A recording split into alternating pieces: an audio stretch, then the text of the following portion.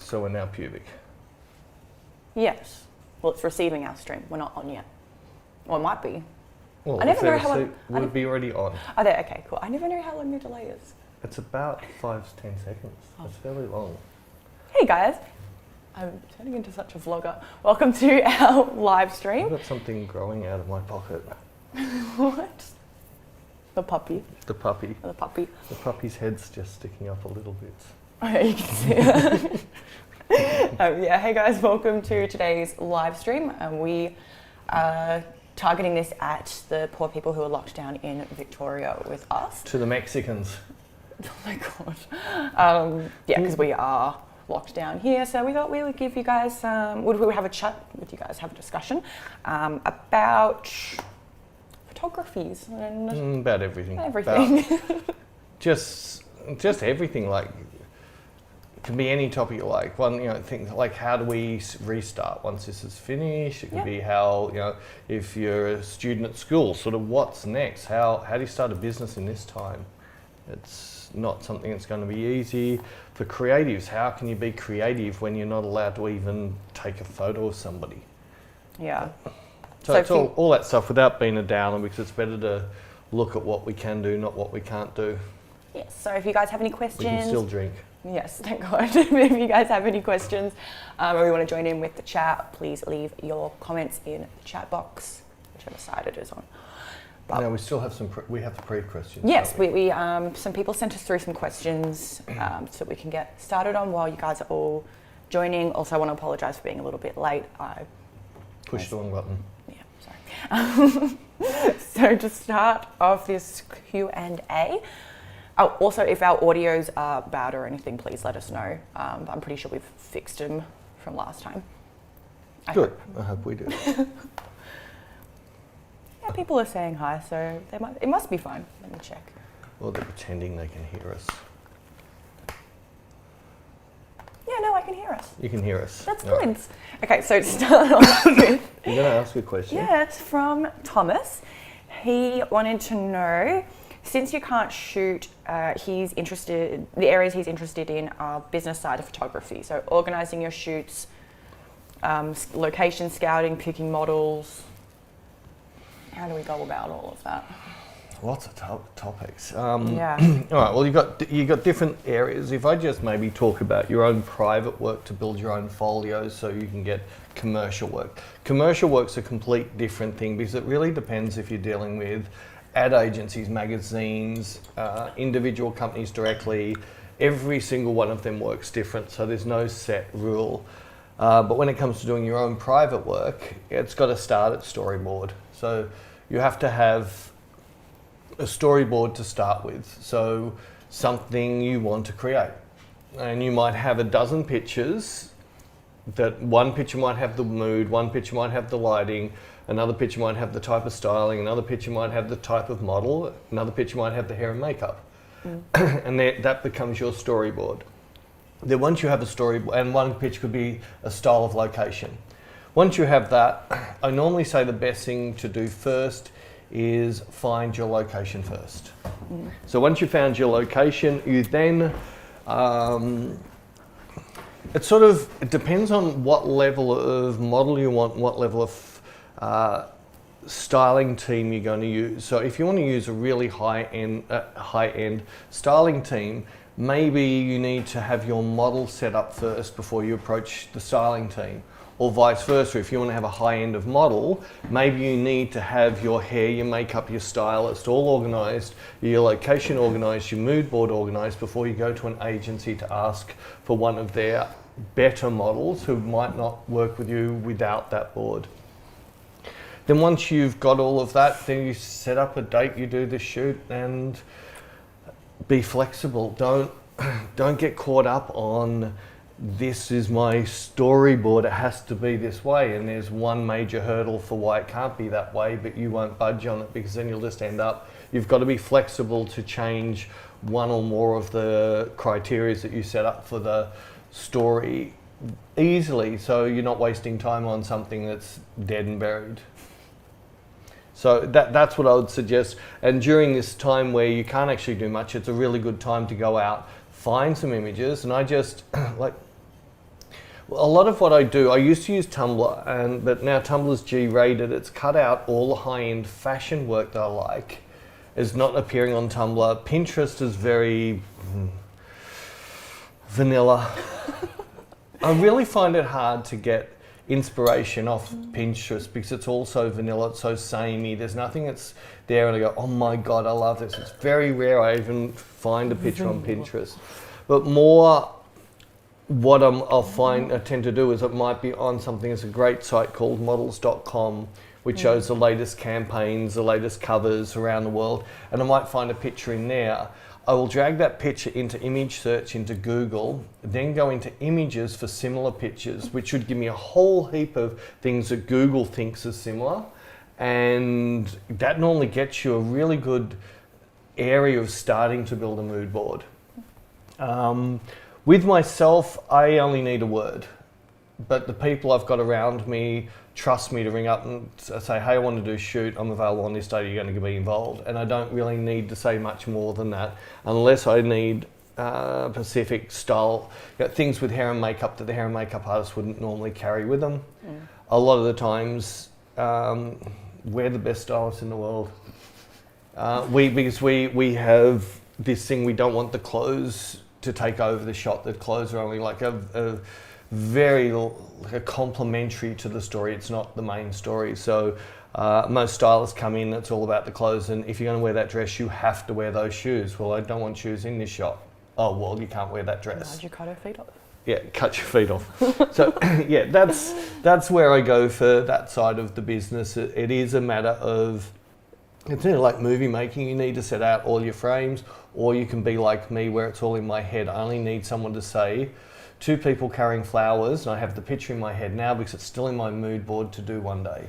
And I can see everything in the shot sits in my head. All I've got to do is, I only have to mention flowers. And in my to-do list is shoot flowers. And I know the exact image and the type of environment, the type of models I want, the type of lighting. Related to what you're talking about, when you're not shooting for a client, do you have a specific end result in mind, or do you let the photo kind of tell you what it wants as the session goes? Yeah, no, I really like shoots to evolve. Some of my best photos are from an evolving shoot, not from... There's a couple of photos I love that, there's my meaning of life photo, which was pretty much, I had a story to tell. I needed those things to be happening in to tell that story. But then it's other pictures like of Lissy in the tripod that evolved on the day. She pulled that amazing pose. Oh my God, that's a tripod shot. And we shot it for the tripod. Whereas the original shot I did with Nicole with the tripod, I already had that sketched out. That it was based on a very old picture of a man doing that. I thought this looks so cool with a Hasselblad, but put the black cloth over. Quick question that is a little bit unrelated, but how long have you worked as a photographer for? I think commercially it's been like 20 odd years. Getting paid, it's full-time commercial, which making the bulk of my money out of photography would be over 20 years. Yes. Sorry, I'm trying to like have a conversation, but I'm trying to read at the same time, and it's not really working out too well. You've got wine. You should be able to multitask. Someone said before that my wine glass just keeps getting bigger and bigger. I couldn't fit her normal wine glass on the table. Thomas also asked, with social media, how do you go about that? How regularly do you post? Who do you target? And do you even think that much into it? I used to, but I don't think it actually works. I think it's better for you to... You should be targeting who you want to be booking you. But then again, you should be taking photos for what you want to take photos of, and then targeting the people that like what you do. So you shouldn't be targeting. It should be the photos you like, you should be posting. And every now and then you need to post something because it might be a client you've worked with, or styles, or a model that you feel bad if you don't post a picture, even though it's maybe not exactly what you like. But social media is hard. It's changing so often. Queen of MySpace knows how much. She built this amazing following. She was #1 influencer on MySpace. That was not. And then they cut it.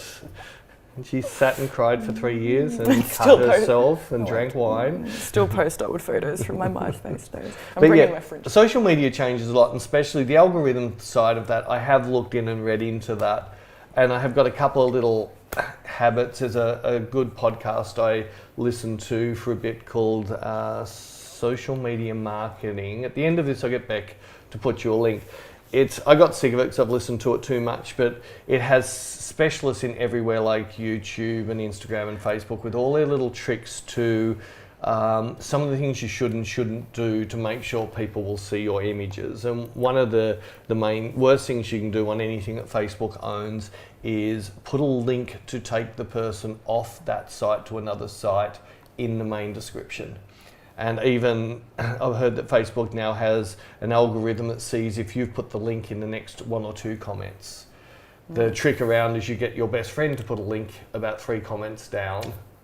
But there are things, I don't worry about that, but I definitely see a difference in traffic if I have a link in a picture and not, and it's even on Twitter, that the amount of people I think that see the image is less. So sometimes it's just best that you follow the information in your about, which nobody clicks on anyway, so it's a bit useless. But if you can have your information to all your blogs and websites and things like that, and in your description you can just say on my blog, or you could do like what we've done with our business, is every one of our pages, which is the petercoulson.com.au, the Inspire, the Facebook, and I think the blog, every one of them has a link to all the other pages. Yeah. So we only really have to give you a link to one of our web pages, and that will get you to our blog page. It'll get to our our Instagram, our workshops, and a little head stuck up.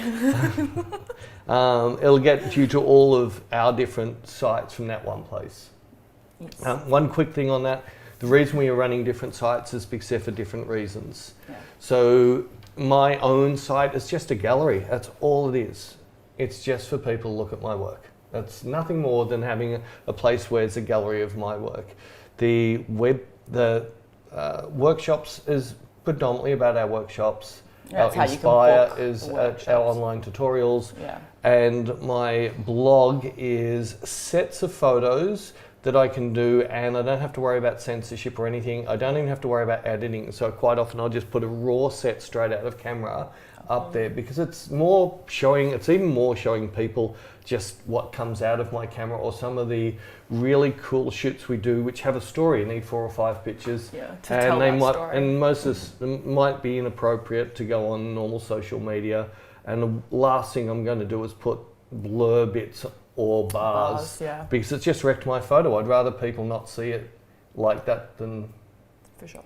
That was the wrong answer, sorry. That's okay. We've got some live questions I'll quickly jump over to. When COVID is gone, are you planning to come to San Diego or LA? We will definitely. The quicker we can get out of this country, first we need to get out of this state. Yeah. Then once we get out of this state, because you're actually, I was reading on the news last night, we are actually banned from leaving Australia. You have to get permission from the Australian government to leave Australia. Yeah, I know. And it's But we're not. How's that going to affect Australia? It's one less person that can catch the disease, so that should be good for the government. We just dropped the number by 1. Oh my goodness. Yeah. Anyways, yes, we will definitely be coming back to LA and holding some workshops over there. We might do a 5-day or do you reckon 3-day? No, I'll do a 3-day. Okay. So we've got a lot to cover. True. So if we do a 5-day, it means we don't do Mexico. True. And we've got to go to Austin, so watch a Grand Prix. We've got to do Grand Prix in Austin and Grand Prix in Mexico. Oh my god. Yeah, we will definitely be travelling there. You can stay up to date with us on everywhere. and I'll let you know once we're able to travel. Yeah, I know this might sound like advertising, but if you zip us through and just say to Beck, can add our email to your mail list. We only mail once a month. We send out one newsletter once a month, which fills you in whenever we're going to be doing workshops. If we've got anything coming up that's new, and some links to maybe what we've been doing, it's non-invasive. No. We don't sell the list. I don't like spamming people. No, we hate spam ourselves. What are you drinking? I'm drinking a red wines. I don't know. The bottle, I can't see the bottle from this far. And Peter's drinking Southern. No, that's tea. I'm drinking iced tea. And we've got lots of people saying hi and they love your work. Oh, thank you. It's very nice. Thanks, guys. Sorry, I'm just trying to catch. What are the best pieces of advice to approaching quality model agencies to build a strong relationship with them to become their go-to photographer when they need photos for their models' portfolios? Very rarely does an agency do that. So in the old days they do, and even myself, my early days of travelling overseas, every city I got to, there'd be an agency that booked me for 2 or 3 days to shoot their girls my way. And that was always cool. That seems to have gone. There's enough photographers out there, and they don't want a set look to their agency. They do, but they don't. So you very little chance of you actually getting work off your agency.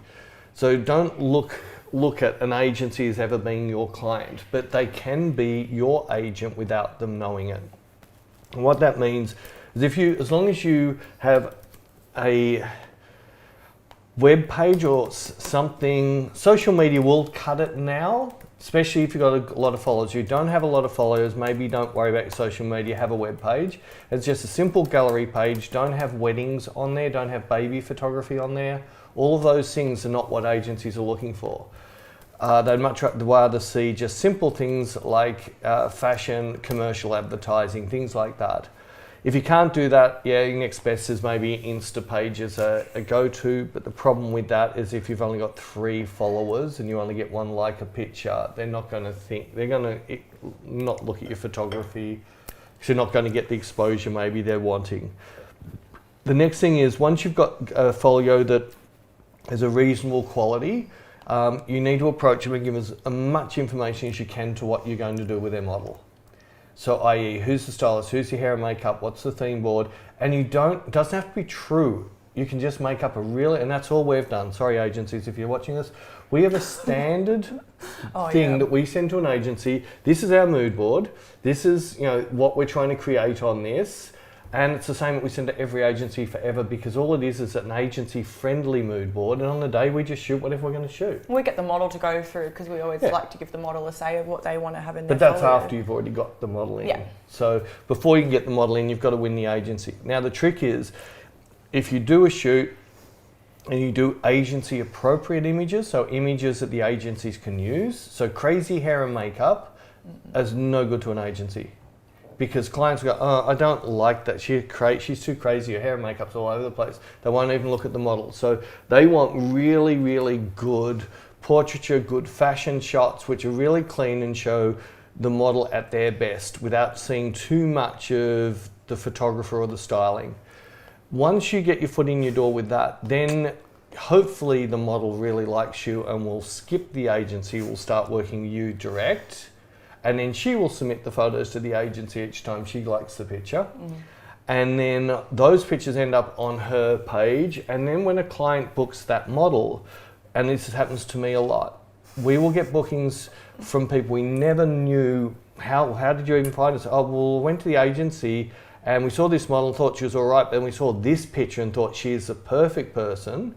But that picture was so different to a lot of her other photos. We asked the agency who shot that, because that's the mood we want. And then the agency puts them in touch with, or tells them who shot that picture, and I get booked that way. Yeah, it's nice. And there was something I was going to say, and then I got. I know. Then I took too long. That's you all right. You had a sip of wine, and it's gone. Someone asked, "Who are you?" I'm just some old idiot with a camera who pushes buttons. And the time it is where we are is 2:26. They're judging us that we're drinking at 2:26. That's fine. I don't care. People keep commenting on how big my wine glass is. Peter thought it'd be really funny to give me. No, that's smaller than your normal one. I like. And today's Friday. Buckets. It's Friday for me. Yeah. How did you overcome your job failures?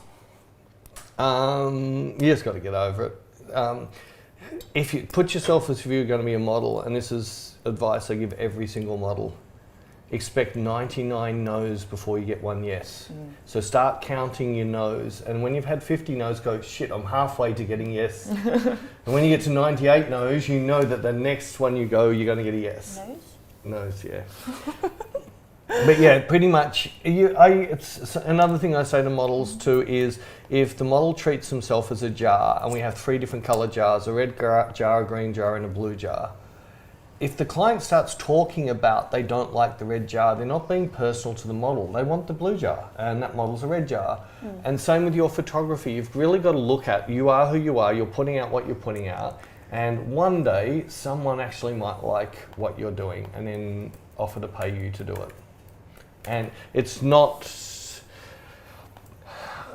in this day and age, if you let little things get to you, you're going to fail badly. You've just got to basically bring it back to simple. That client is not my client, because if they were my client, they would have booked me. So it would have been a shit job because I can't create something for them that is not me. Even I got a no the other day. I didn't let it affect me too much. Too much. I only cried for a week. I did not. We have saved someone from watching a Jeffrey Epstein documentary on Netflix. And then they've said Beck's 18, right? I'm actually 27, fun fact. I know I look like a child, but I'm old. That's why I got a no, actually. I got a no from an agency. Too old. I'm too old. You old lady. It's fine. Yeah, no, that Jeffrey, that whole, it's not just Jeffrey Epstein. It's an the interesting whole doco, though. You didn't watch the end of it? The best part is the last episode and you haven't watched it. Maybe I'll watch and it I want to this talk about it with you weekend. and you won't watch it. I'll watch it this weekend. Is he dead? I'm going to wreck it on. Was he murdered? Or with all his money, have they faked his death and he's still alive? I'll put it out there. But yeah, no, him and many other people in high places with lots of money are scumbags. Yeah, that's very true. But anyway, back to her photography stuff. Jeff asked, how long did it take for you to overcome being bashful in the presence of a nude model? Still. I've got models, or a couple of things. If a model in front of me is uncomfortable, I'm twice as uncomfortable and I won't shoot. It's that simple. If I feel they're uncomfortable, I won't shoot it. Because number one, I'm not going to get the picture I want. I'm not one of these sickos that like girls looking uncomfortable while they're not wearing clothes. In fact, I find that very, very uncomfortable myself. Yeah. And so I'm not going to shoot it. A lot of the pictures you see that the model looks nude, they're actually not nude. Unless you can see bits, they're not nude because I'll get a better picture even of anyone except Anne. Anne, I hope you're watching. There's a couple of models I work with that take better pictures without clothes on because that's what they do. They are art nude models. They do posing for still life drawing. They actually don't like wearing clothes and people like that, but even they make me uncomfortable. And if anybody's watching me on a set, I tend not to look at a naked person if they're in front of me without a camera. So once I've got the camera in front of my face, it's a picture. I don't see the person. Whereas if you don't? When I don't, I tend to look other places. But yeah, I still, it's just a me thing. It's weird. It's like going to a nudist beach and you're the only one wearing clothes and everyone else is naked. It feels like that. So his next part of the question was, how do you help a model in the same way? But I guess you asked, or you already answered that. Well, if a model's uncomfortable, I'm not going to photograph her. And Beck's been there too. Beck's been there when we've said to a girl, we're doing a shot, she might have picked a picture which is implied topless. And well, the thing is, are you happy with that, or do you want some tape to put on your boobs? Because they're going to be covered anyway, and that way it's going to make you more comfortable. I'm like, I don't need tape. And within 2 seconds, we give them tape and their pictures go to the next level. So yeah, so if they're uncomfortable, I don't want to photograph them. So I would never photograph somebody if they're uncomfortable with the situation. I won't say never, I have had a couple of clients, people who have paid me money to shoot them nude for themselves, not for their partners or anything, just for themselves. And yes, of course, they're going to be uncomfortable, especially these are women in their 40s, 50s, who have come in as certain makeup artists that asked me to do it. And it's weird for me, but they said it was the most invigorating. It was like jumping out of a plane. They thoroughly enjoyed it. That's cool. And we got great pictures because once they got over it, and they're enjoying it. They're enjoying it. They won't put clothes back on. Cute. Jason sent through some questions. He said, being a Canon shooter, is undecided on his next lens. It's really hard to ask somebody else about gear. Said RF 28 to 70 f2 for mirrorless, or an EF 85mm f1.4. Yeah, but see, that's like saying, I want to buy a new car, what should I buy? Okay. You haven't told me where you're going to drive your car, what you're going to do with your car, what you're trying to create from the car. So it comes down to that. It comes down to that, and it comes down to some of these lenses, you're better off hiring them, have a play, and see which one you like, because I know that I've bought the odd lens and the biggest waste of my money. They're very expensive, very good lenses, got massive wraps, but they didn't give me the look that I like. So with that, I've got, I recently tested the new Hasselblad X1D Mark II with the new 135, I think it was, or 150mm lens, and the new 80 f1.8 lens. If someone offered me those two lenses, said which one would I buy, and I hadn't shot them, I'd be going for the longer length lens.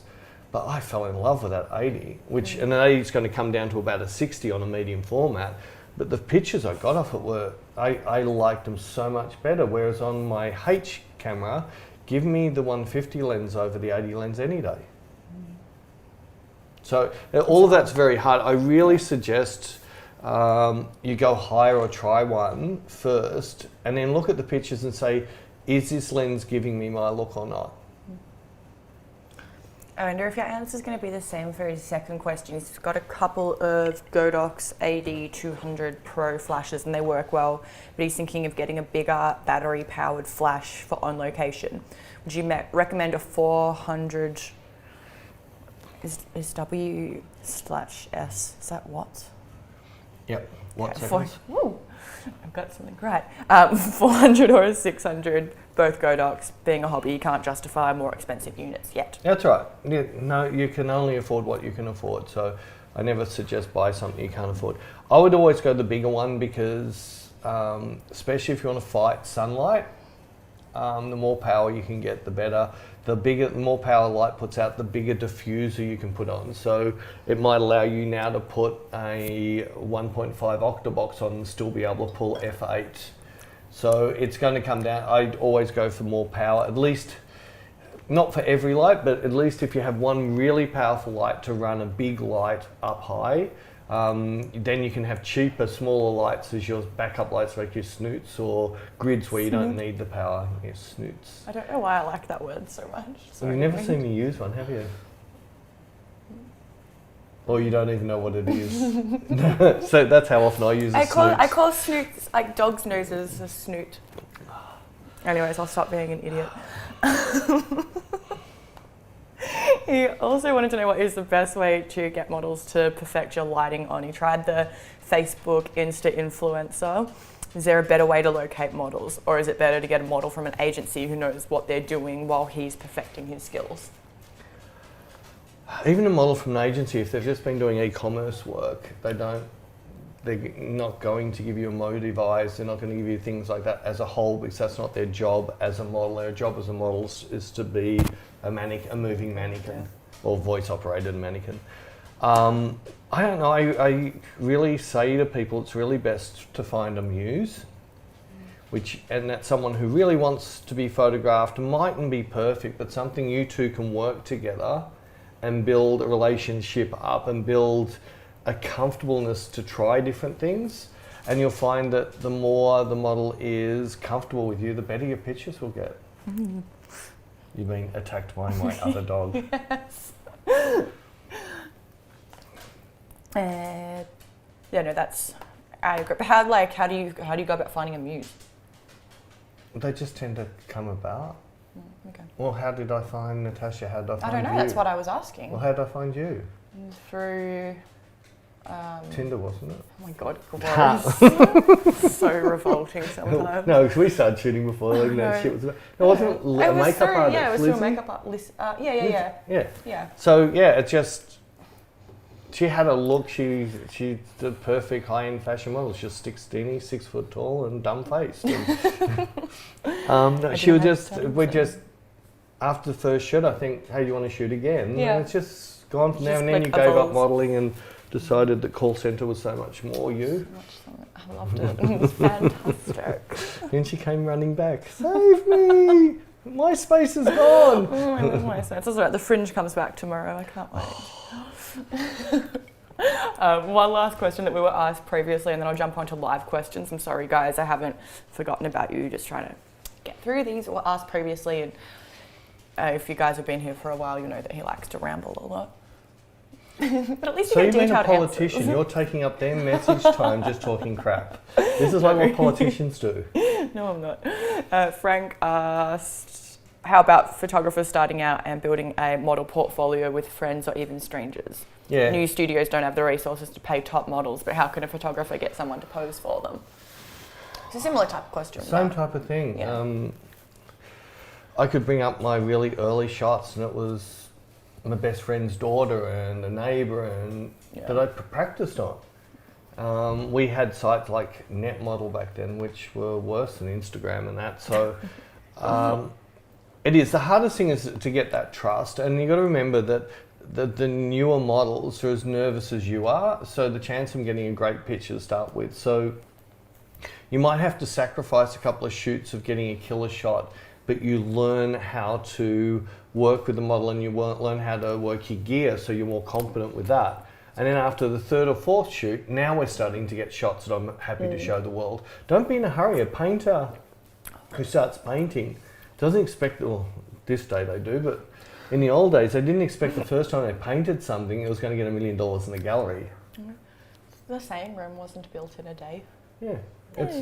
So you go out and you just got to go out and every second you've got a camera in front of your face and you're shooting, you're going to get better. Yeah, practice. Okay, jumping back to live questions again. Sorry, guys. Michael wanted to know, what are your thoughts on using film with a model shoot? They're fine. It's just the model doesn't get any feedback. Yeah. That'd be if the model was comfortable and happy with you, it's fine. I can pull my digital back off and put a film back on the Hasselblad, so I can just swap back and forward. There's nothing wrong with that. I started off shooting film. That's how I worked. So until I was halfway through working for a magazine shooting lifestyle is when I made the switch to shooting digital. I pretty much only shot models digital, and then use film as a novelty thing or a way of getting a look I want. But it is something that a lot of the models won't be used to it, so they'll expect to see 30 pictures from the shoot, but you might have only taken 12.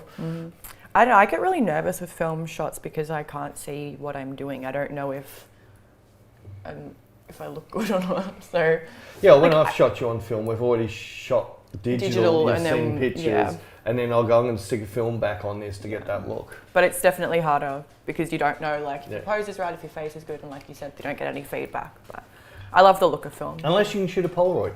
Yeah, Polaroids are cool. You drop a Polaroid back on, get a frame, show. In fact, most models would love a Polaroid, so that could be the little gift on the day is, here's the Polaroid, and now I'm going to shoot my film. My mum has a Polaroid you took of me on the fridge. Cute. Oh, does she? Yes, I think it's cute. Anyways, Nick said he loves your videos and your work. He's learned a lot in the last few years. What's your best advice for an upcoming photographer to start transitioning from doing trade to paid work? Yeah, keep your trade to minimum. At least try and charge something. So even with trade, just have a bullshit cost. You've had to hire this light and charge them $50 for the shoot for the light. Unless it's with models, that's a bit different. But definitely if it's with a client that's running a business, you should never do trade unless it's something you really want. The transition is, it's really hard. If you're charging nothing, that person will never ever pay you. But if you're charging something, there's a good chance that person will pay you to put your prices up. So I try, and I know from experience, there's a couple of clients that I really thought they were cool. This was back in my early transitions into fashion, and the easiest areas to get into is pin-up or alternative clothing companies. They've all got no money, but they've got cool clothing. And there's normally the models that hang around with each of those companies, so you can get free models. You can set up your shots, you can then do your work, but once you've done 2 shoots with that company, try and get them to pay you for something, not a hope in hell. So it's really good to try, if you're working even as a collaboration with a company, have a cost that you can pass on to them, or that at least share that cost, and they've got used to paying something. At the end of the day, we have quite a few people that contact us wanting to collaborate. We just send them our price list. Yeah. Yeah. It's pretty much it, because I actually don't want to collaborate. I'm not being stuck up or anything, but collaborate means somebody else is going to tell me what to do, and then it's not my photo. Yeah. I want full control on one of my shoots. So For sure. I have clients that pay me to have full control. Like, they don't even turn up. They just send me the clothing and say, do whatever you want. It's funny how that works.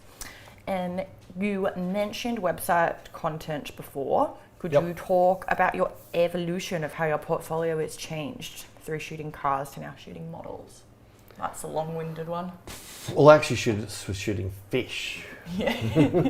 I was looking at the fish photos before. Yeah. Yeah, the cars, the fishing and all of that, and even some early model work, that's commercial work. You're going to evolve anyway. Listen to any band from their first album to the album you decided you don't like them anymore. Right? They evolve. It's what artists do. They're going to get bored sticking at the one thing. So you are going to evolve. And on my website, we were going to put an archive section. I just take too many photos. So we've started to remove photos. Well, we started to, but I spent 10 minutes and thought this is too hard. But I've got to do it. I started culling photos. I thought that's too old now. It's not really like it. I could still redo that photo, but it's not really where I'm going with my look. And as you get busier and busier, you can narrow down the client you want to target. So when you start off a business, everybody's your client.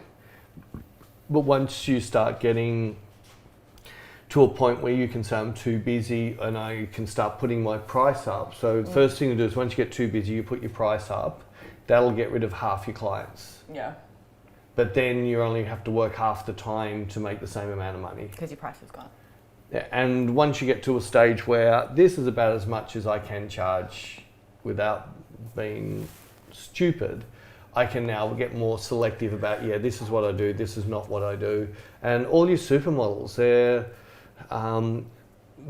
already at that stage. I'll do this for this client. No, I'm not working for that client. I don't believe in that client's morals, or I don't like where they have their stuff made, or because they've got to the point where they can be selective. Yes. Also, tailing off that, if you're just starting out, how much variance should you be showing? When you're starting out, you just got to get every cent you can. Yeah. Until you get your style, and then. Well, it's not even that. You've got to live.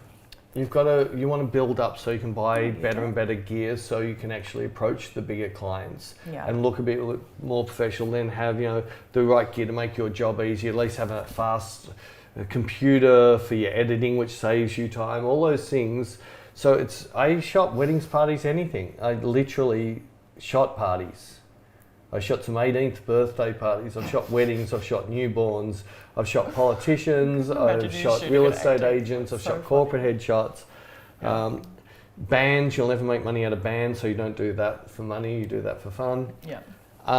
Do that, and then, like I said, you can start killing them off. So your early web page should basically, you could most likely have an area which is you could call it personal work, so people can see your style, and then you could split it down to the different subjects. So you might have event shooting, you might have sports, you might have still life, architecture, whatever.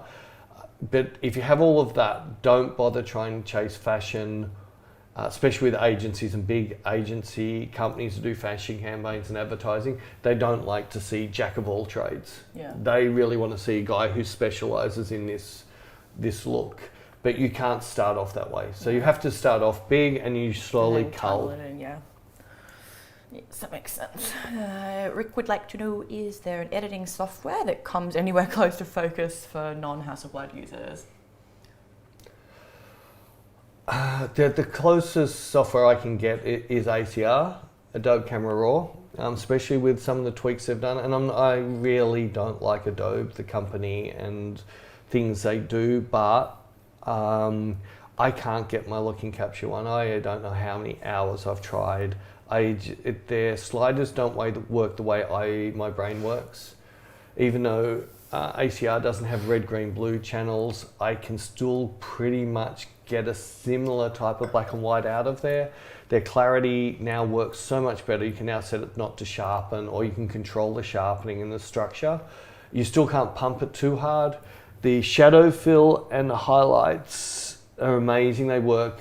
I wish the highlights worked as well in focus. It's the only downside. I really, really like ACR's new highlights engine. I don't know what they've done. But yeah, it's a long-going thing I've had. When Perry was CEO of Hasselblad, he was definitely going to make focus for all cameras, and then DJI took them over, and that's gone out the window, which I think is a really big shame, because it is such a simple program to use, and you can use it to be digital, or you can use it to make things feel analog. And also, if everyone could use it, would stop my favourite question of when are you going to be doing a Capture One tutorial? I really wish I was. And look, somebody said, well, you need to speak to some of the Capture One gurus. Well, if someone from Capture One can show me how to do my look in focus, I'm happy to share that with the world. But I used to use Capture One all the time when I was shooting Canon. Love the program, so I've got nothing against them.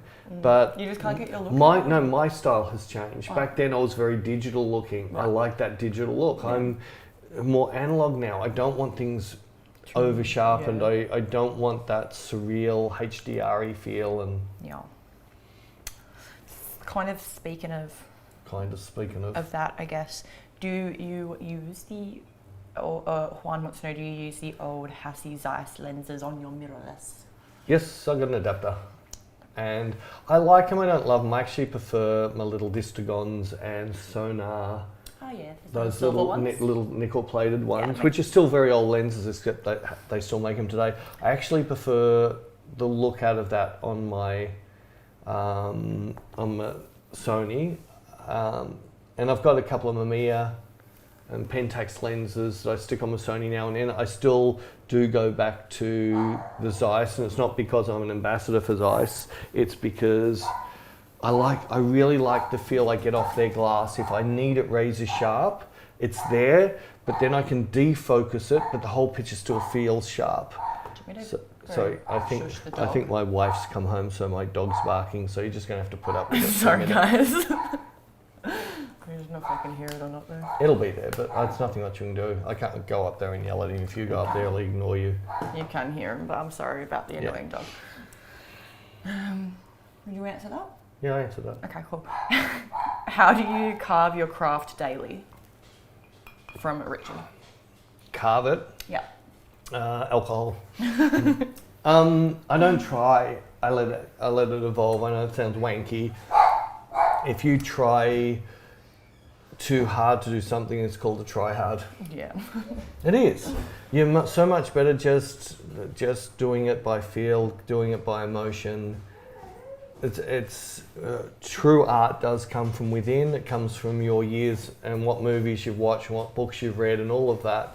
You've just got to let your own feelings come out. And everyone's heard of writer's block. You get writer's block if you try and force things. So try not to force things. Just let something evolve. Just play and let something evolve. The amount of shoots that we really didn't know where we were going to start, but ended up with this amazing shot in the end.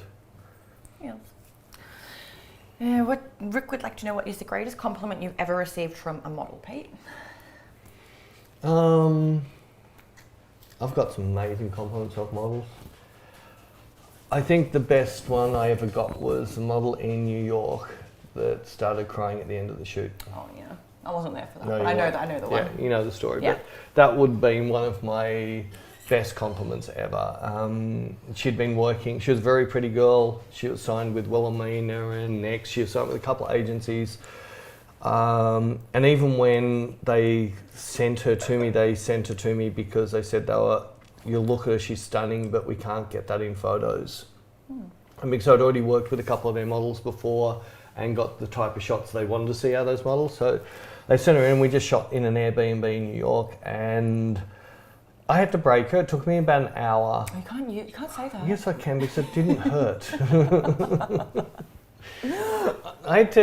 Breaking just means I'm taking Breaking bad habits. bad habits, or habits that other photographers put in that and stopping them from getting. It's not breaking their spirits. No, it's not being hurting mean, them physically. It's not whatever the feminazis want It's to. getting that moment to click, and they go, "Oh, this is modelling. So that's not modelling. This is modelling." That's what I call breaking. When they actually get the penny drop to realise that what they thought modelling meant was this, and no, it's not. It's about feel. And I was shooting her, and we're in Rosie's bedroom in the Airbnb, and I just opened this little window, I had her sitting on the bed, and it was a really low-key emotive light. And I got this shot, and just as I took, I saw her blush like a beetroot. And I said, "You felt really pretty, didn't you? Now you're embarrassed." And that was the moment. They call it that embarrassment. And once she learnt, if she felt something, it related into a photo. So at the end of the shoot, she was just looking through the shots of the picture, and tears just started coming off her. Yeah, no, I nearly cried myself. I actually took a picture of it. Didn't I show you? Yeah, the crying one. Yeah. But yeah, so that's real. You can't get a compliment better than that. Like, that's the main. Most of the models I work give me lovely compliments. I'm lucky in that. I'm not so lying to me like Beck does. I would never lie. John would like to know, when looking for a new camera, what is the most important feature to you? Battery just died. The most important feature for me is, does this camera help me create? Am I spending more time? Sorry about the black screen. This is. There we go. You Coming back. fixed it? One sec. You're coming back? One sec. There we go. There we go. There we go. Woo! Beck not doing her job. Drinking Totes wines. doing my job. I didn't say. Oh, here it is. It's back. Told you. Yeah, the thing I'm looking at is something that allows me to spend time on my subject and taking the picture, not spending time on the camera. So something that makes my job really, really easy, so I can just concentrate on creating art, not worrying about knobs and buttons. I do want a quality. I'm looking for the biggest dynamic range I can get, megapixels, even though I shoot with a 50 megapixel, but that's 50 megapixels on medium format. So it's like 24 megapixels on DSLR, or 35 mil, sorry. So, and I was talking to Hasselblad the other day, they was quizzing me about if I had another camera, what would I be looking for? And I said 30 megapixel, full size medium format. Because I want better quality pixels, I want a bigger dynamic range, I want better color, I want better low light. I want less fringing, all those other problems. The smaller the pixel sensors get, the more noise, the more problems you get with heating and all of that stuff. So I want all that stuff gone. Then a very, very simple menu system to use. One of the reasons I do like the Sonys is, and the mirrorless more, I'll say mirrorless, not Sony, even though I like the Sony mirrorless, is a lot of the stuff I'm looking for is there for me. What I'm looking through the viewfinder is my finished picture. If the model moves a tiny bit and a little bit of light that I didn't notice is hitting her cheek and overexposing, my Zebra is going to show me that. I can't see that on any other camera. I can't see it on DSLR, and it's not something that stands out obviously till you've taken the picture. So there's little things like that. Manual focusing, as you get older, your eyes don't get as good, and especially on Canon and Nikons, their viewfinders are so small. Trying to focus at 1.4 out on us in an environment that was backlit or hard, it just, you could never do it. It was hit and miss.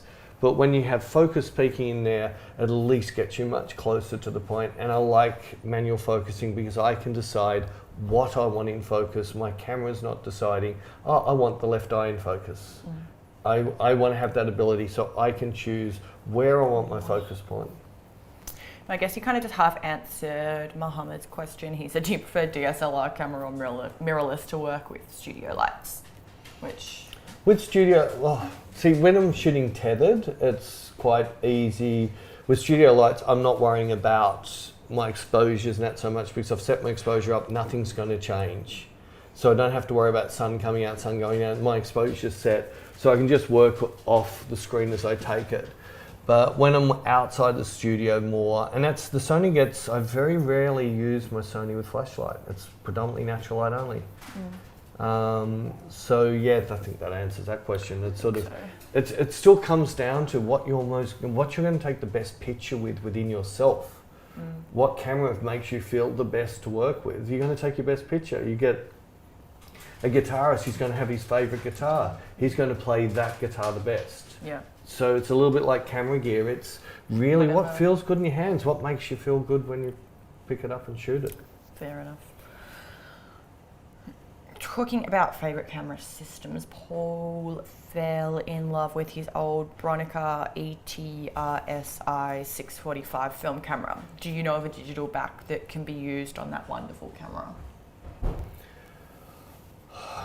Don't think there is one. Oh, that's sad.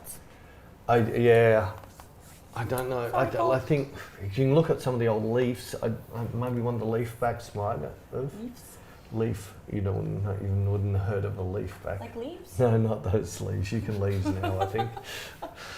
Yeah, Leaf. I don't know if Leaf made one. Yeah, maybe you should be able to YouTube it. Seriously, YouTube. I actually find YouTube is better than Google. Google's too commercialized. Too many of the Google search is based on ad algorithms. You really want to learn something, go on YouTube and type it. You'll find, without being clouded by advertising, it'll actually come up the stuff you want, not some company that sells it. Advertisings. Percy would like to know can you actually put a film back on your Hasselblad H5 or H6? Yes.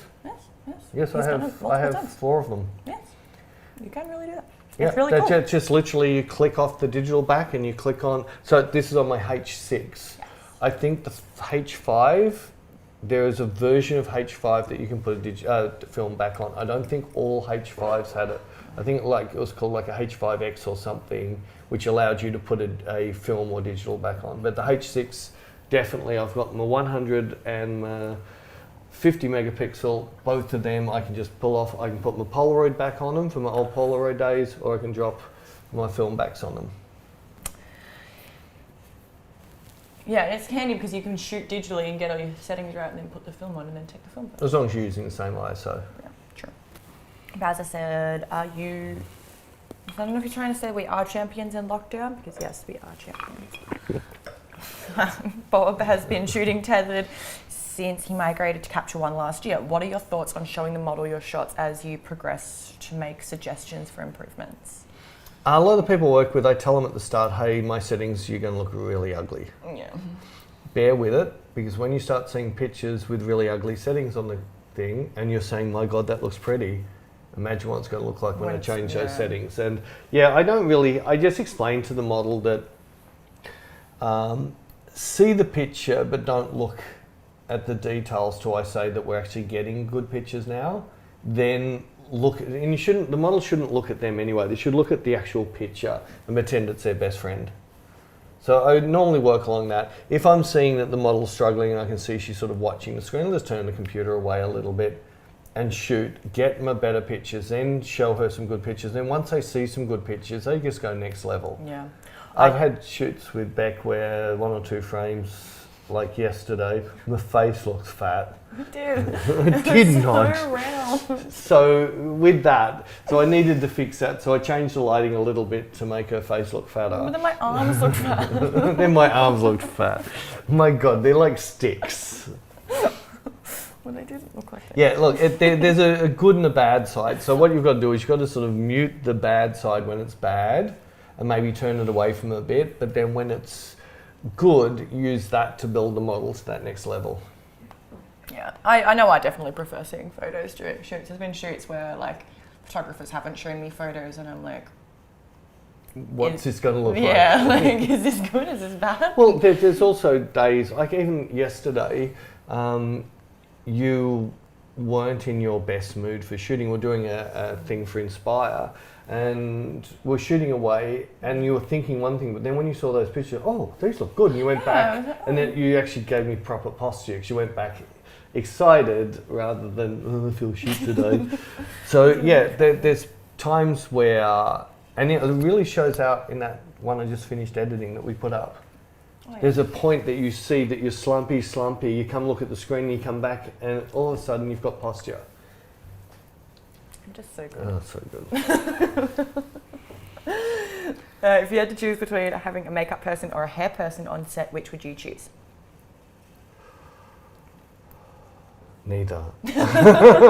Oh, If you had to, though. if I had to, Yeah. most likely hair. Yeah. The problem with, I mean, it's nothing against you makeup artists, please, I'm a fully qualified makeup artist myself. The problem is you just want to show all your skills as a makeup artist on a shoot, especially when you're working with a photographer that say you look up, you want to show how good you are and how many different colours you can put on a face. To me, a really, really good makeup artist is someone that does an hour and a half on a face and you can't see the makeup, but the model looks amazing. But you won't say, oh, look at those great lips or look at those blue eyes, because you actually can't see any makeup. You just see this stunning model come out of hair and makeup. And that's that skill. That's a really high skill. It's really easy. There's no skill in putting 40 colours and glitter and sparkles and a luminizer and any other. Glitter is fun. No, it's not. Especially with flashlights. That doesn't show your skill as a makeup artist. Skill of a makeup artist to make the model look amazing so you can't see the makeup. Yeah. Unless you're back and you just give yourself panda eyes. You're not a makeup artist. I could be. I watch YouTubes. You watch transvestite shows and you do makeup to match. I do. I love my RuPaul's. Anyways, Richard would like to know what is the most useful prop for models on a shoot? Their hair. Yeah. How often do you play with your hair on a shoot? Yeah, true. Actually. How many models play with their hair on their shoots? That's true. That's true. So don't shoot bald models. They can do armpit hair. No. Hair and clothing. So give them a big sloppy jacket or jumper they can pull around, play with. Don't give them swords or guns or all those things. Or shovels. Who would give someone a shovel? Who would take a photo of that? Or baseball bats and gridiron helmets. Yeah, the props, I use props for two reasons. I use props to enhance the story or props to confuse the story so the viewer doesn't actually know what I'm trying to say. You do that a lot. You like doing that. It's like your hobby. Messing with heads. Yes. Nick would like to know, he says he pretty much exclusively shoots with models. All of his work for the last year has been trade with local models. Went from having nothing decent to a pretty decent folio in the last year. That's good. I'm glad. I like hearing It's getting harder and harder and harder to make money shooting portraits of models. So that's good. What is the best mirrorless camera for a beginner photographer? the one you can afford. I'm not going to say a brand because I really like Sony. I had a problem with the very early Fujis. It just didn't suit me, but lots of people like them, so they must be good. The Pentax and the, what's the other one?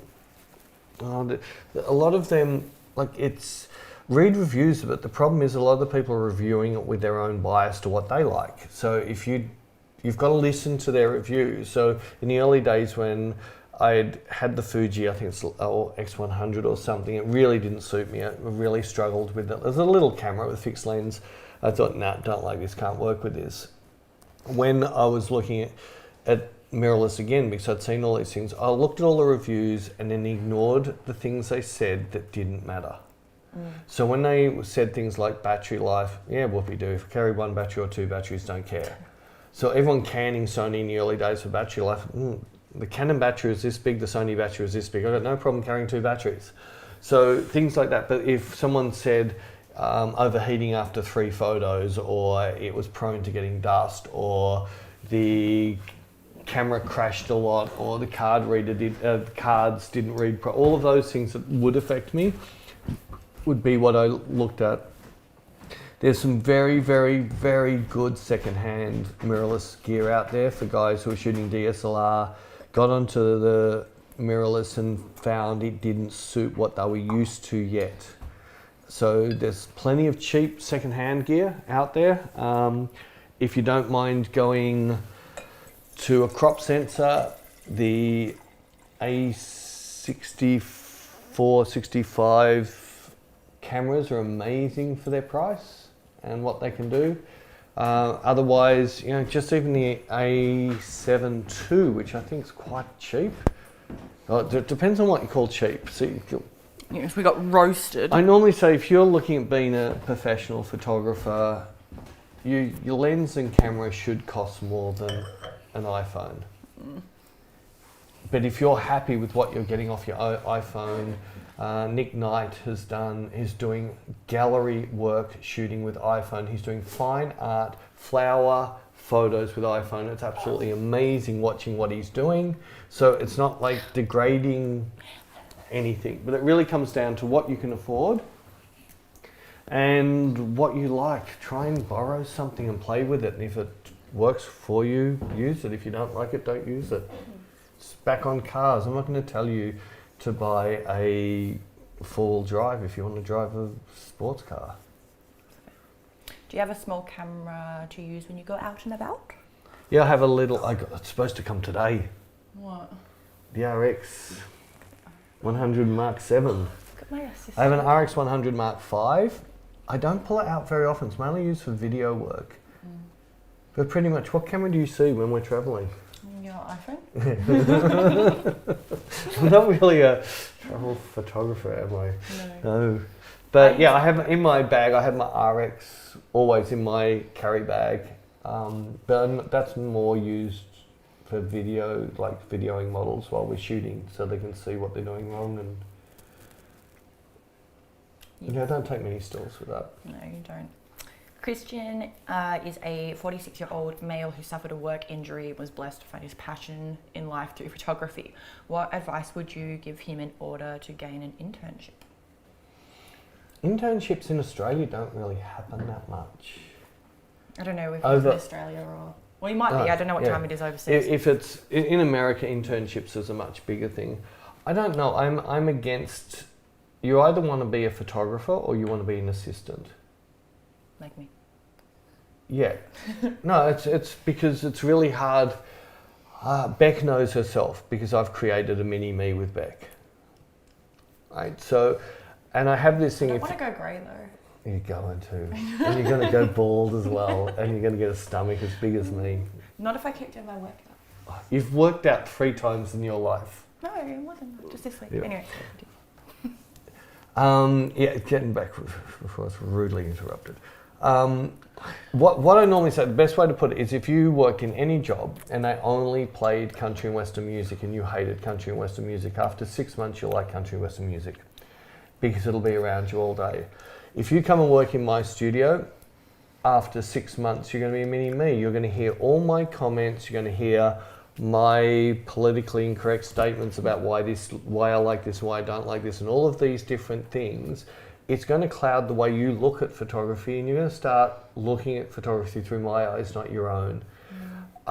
If you want to learn your skill better, assisting for multiple different photographers can be cool because you're not picking up one photographer's style or habit. But the very, very best way, if you want to become an amazing photographer, go out and take photos. You try becoming an amazing guitar player by assisting a guitarist. It's not going to work. Whereas if you sat in your bedroom and play guitar every day for the same hours, you'll be a better guitarist. 10,000 hours. Simple thing. I can't remember where you've like, I've heard you give that advice multiple times. You said it somewhere and someone attacked you for it.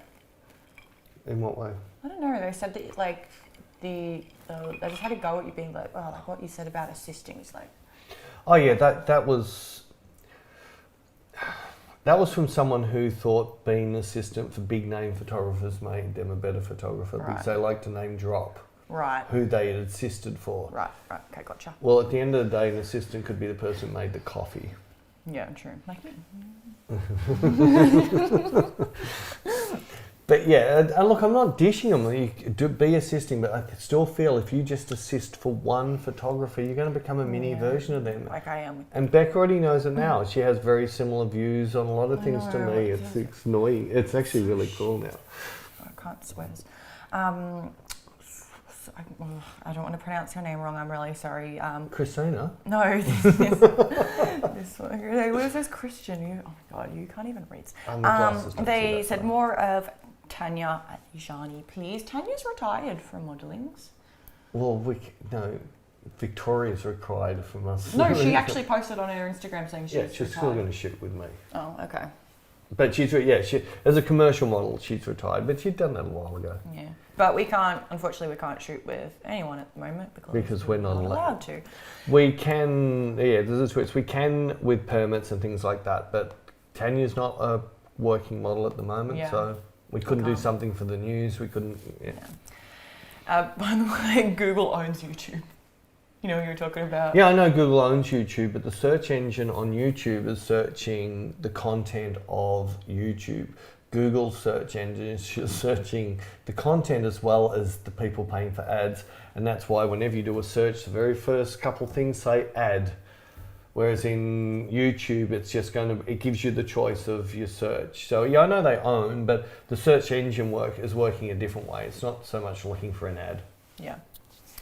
X1D Mark II, what do you use it for if you're using the Sony and H6D the most? Looking into medium format, like the leaf shutter ability, but Fuji is attractive also. Yeah, again, this comes down to, I'm not going to tell you what camera, I know what camera I like to use. And but he's asking what do you use your X that's what I'm going to get to. So, and I had this discussion with Hasselblad, and at the moment, my H6 is my favourite camera in the world. If that is the one I grab every day. My second favourite camera to use is the Sony. My third favourite camera to use is then the X. And it's only because if I'm going to go mirrorless, the X is not giving me the reason I've gone mirrorless enough. There's things I want it to do that it's not doing. Whereas the Sony is allowing me more, and if Hasselblad dumps me, is what I'm saying, but it's the truth. The H6 is a high-end, medium format, professional camera. It's top end. When I bought mine, I like $50,000 for that and some lenses. The X is like this smaller, easier version. Still got the same sensor, still creates the same images, but when I'm using it, if I'm out running gunning, I'm finding the speed of the Sony works better for me than the X outrun and gunning. In the studio, if I didn't have a H6, I would have an X for my studio work. Should be interesting. Should be interesting. Rick said a friendly request of more inspired videos / tutorials of breaking models into that feeling-based approach would be really beneficial for beginner photographers. The hard thing with that, because if we're working with someone for the first time, they're already going to be like, they're already a bit nervous. They've never met Peter, they've never met me. And like, so that's already, I guess, nerve-wracking for them. And then we've got to put 2 wide cameras on them, an RX on them. I've got to run around with a gimbal. They just feel all these eyes on them. So it's really hard to get that breaking the model, because I feel like they get put off. Would you say, Peter? Like, yeah, it's breaking the model is something that is very personal. It is. I need to get very personal with the model. I need to talk about stuff that they're not just going to talk about to the world. Yeah. And so I need to find out little things about the model so I can use those things to create a feeling, so I can then capture those feelings. We did do one with Julie recently. Julia? with her. Beck knows how good I am with names. And yeah, we had people who'd seen a few of the breakings actually really enjoyed that, because they saw how bringing a memory just completely changed their face. So that, and there's another one, we did a breaking of the model in another country, and that sort of backfired a little bit. Well, that's it, and that's why I feel like we don't want to put models down. We're not trying to put them down, we're trying to... And I feel like once they've got all these cameras on them, it's so much added extra pressure, and it's hard. It's even for the 5-day workshop, we've been trying to do half of one of the days trying to do a breaking the model, and even that's difficult, because you've got the model in there in front of Peter. I normally disappear into the background making people coffees, but then you've got 10 photographers standing there staring at them, and Peter's trying to get them to feel and, like, you know, get that that look in the eyes that comes from feeling. So try to get that while you've got 10 people standing around staring at you. Like, imagine how you would feel. We had a couple of new people I shot the other day that hadn't shot before. They'd been modelling for a bit, but I hadn't shot them before. And both of them was a good hour before I even started to get anywhere. Totally. And a lot of that hour, if we just videoed it, people wouldn't even see.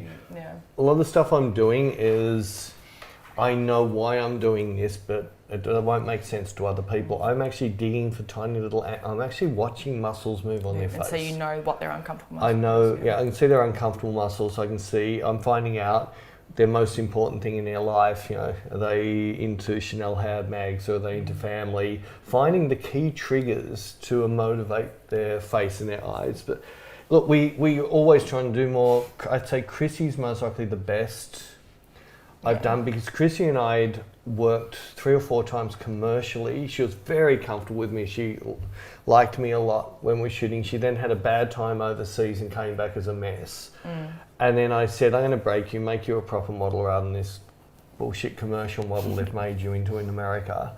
So she already had the trust with me, and she allowed me to break her down. And I think I did do it just with one camera on her and one camera on both of us. Yeah. So, and then that camera disappeared. She didn't realise those cameras there. There's no gimbal. So maybe we try one without a gimbal. Maybe we just do the RX on top of my camera and a wide. Yeah, we could try. That might be less cameras in the face rather than... When we can shoot again, though. When we can shoot again. Not But yeah, no, I think that's, to me, lighting's lighting, cameras are cameras, exposures are exposures, but interacting with a person to get a shot that nobody else can get out of that person, that's the skill of portrait, and that's the skill of photography, being able to manipulate your subject to look amazing. Yeah. Yeah? Yeah. And don't overpose people. Don't overpose people, and hold. Hold means I am a crap photographer that can't do my job in the time. Can you hold so I can get my job done? Learn to do your skills better. I find overposing more annoying than hold. Hold doesn't bother me as much as, okay, can you just drop your shoulder a little bit and then raise this hand and then twist your elbow and then just tilt your wrist this way and then just bend it. Like, that is so Now make it look natural. so annoying. Anyways, that's Beck's rant for Thursday afternoon. Thoughts on Peter Lindbergh? Did you ever meet him? Oh, I wish. Yeah, no, absolutely. Adore his work, if you watch some of his behind the scenes, look at the interaction he has with some of the biggest models in the world. He's like their grandfather. It's this so big cute. Fluffy teddy. He looked like a teddy bear. Well, he looked like a teddy bear. But it's that the models felt so safe and comfortable with him. What a legend. Yeah, and he was just, his photos are cinematography. He did his lighting based on lighting that would exist with sun on certain days in certain areas. That's why he tended to shoot, he didn't shoot much with flash. Most of the time it was constant lights, and he didn't care about sharp, he didn't care about rules of thirds or any of that crap. He cared about telling a story in a single frame, and then being able to have that story as someone who's into fashion or not in fashion still like that picture. Yeah, amazing. Yeah, we were really upset that day. We were flying from LA to New York. That was such a weird day. That was a weird day. She'd destroyed a hard drive. Peter Lindbergh died. And then we got upgraded to business class and we're going to New York. So we were like, wow, this is awesome, but this is a really crappy day. Yeah. It was like the best, worst day. No, we had the best flight attendant in the world. Yeah. She gave us so much alcohol. Oh my God. She must have seen how upset we were. I think it was I can't think of the order. I think it was the worst, best day ever. I think that makes sense. Or the best, worst day. Yeah, either way. Mark would like to know, is 12 megapixel enough in your opinion? I'll tell, yeah, it is. My first, when I was working for a lifestyle magazine, which had like 6 or 7 different issues, basically 4 megapixel, you could do a cover. They were happy with a 4 megapixel picture to do cover, and that would give them their posters for news agencies. As soon as I can buy the new Sony S, because I need it for my video work, but it's 12 megapixel, I'm dying. And everyone who's doing reviews, nobody has given me I really want someone to do a review on the quality of that 12 megapixel for still photography, because a lot of you all want 100, 200, 300 megapixel, and you stick it on Instagram. That's all you'll ever use it. That's just the wrong way you're looking at things. You really want, the bigger the pixel, the better the quality of the pixel, the more information, the more accurate that information can be. So I'm dying to see what I can do with this new Sony, because that was Zeiss glass. Oh, I'm hoping. Don't go too hard. If not, see, I'm on the A7, A7R Mark III. I didn't go the Mark IV because I didn't want my pixel smaller. I didn't want to go to 60 odd megapixels on that. So I'm seriously, maybe the A7 IV could be great, because that most likely be 24 megapixels with all the toys and bling blangs of the others. Anyway. What do you look for when hiring an assistant for location shoots? No, for location shoots. Oh, didn't give that. Muscles. Yeah, I don't have any of those. I don't even tend to do that. I had a big shoot many years ago where we did a big fashion shoot, and it's about a 4-kilometre walk through sand dunes to get there. I had 3 assistants with me. I did 2 trips. All the other people only ever did 1. I carried the heaviest gear. Oh, way to flex. They carried the lightest gear. And then they partied that night and got the models really drunk, and they were crap the next morning. Oh. So I don't like assistants. And then if you can get away, the smaller the, no, I mean, for that thing, the smaller your crew, the better your photos will be. Look, it's not bad as a photography to move a light stand. You are actually allowed to do that. And maybe you'll move it into a slightly better place than saying, hey, a bit more left, no, a bit more right, a bit more left. You walk there and just go, there it is. Some people that just feel like they need an assistant though. Not saying you were one. Four-pull fet. Yeah. Troy said all of the dad jokes. Yes. Have you met us? That is what we are professionals Dad of. joke heaven. That's us. Peter, do you have any personal photo projects that you work on? Yep. Heaps of things. I can't really show them on YouTube, because then they've said that then when they're hidden to only people who have YouTube accounts. But I have a group folder called My Series.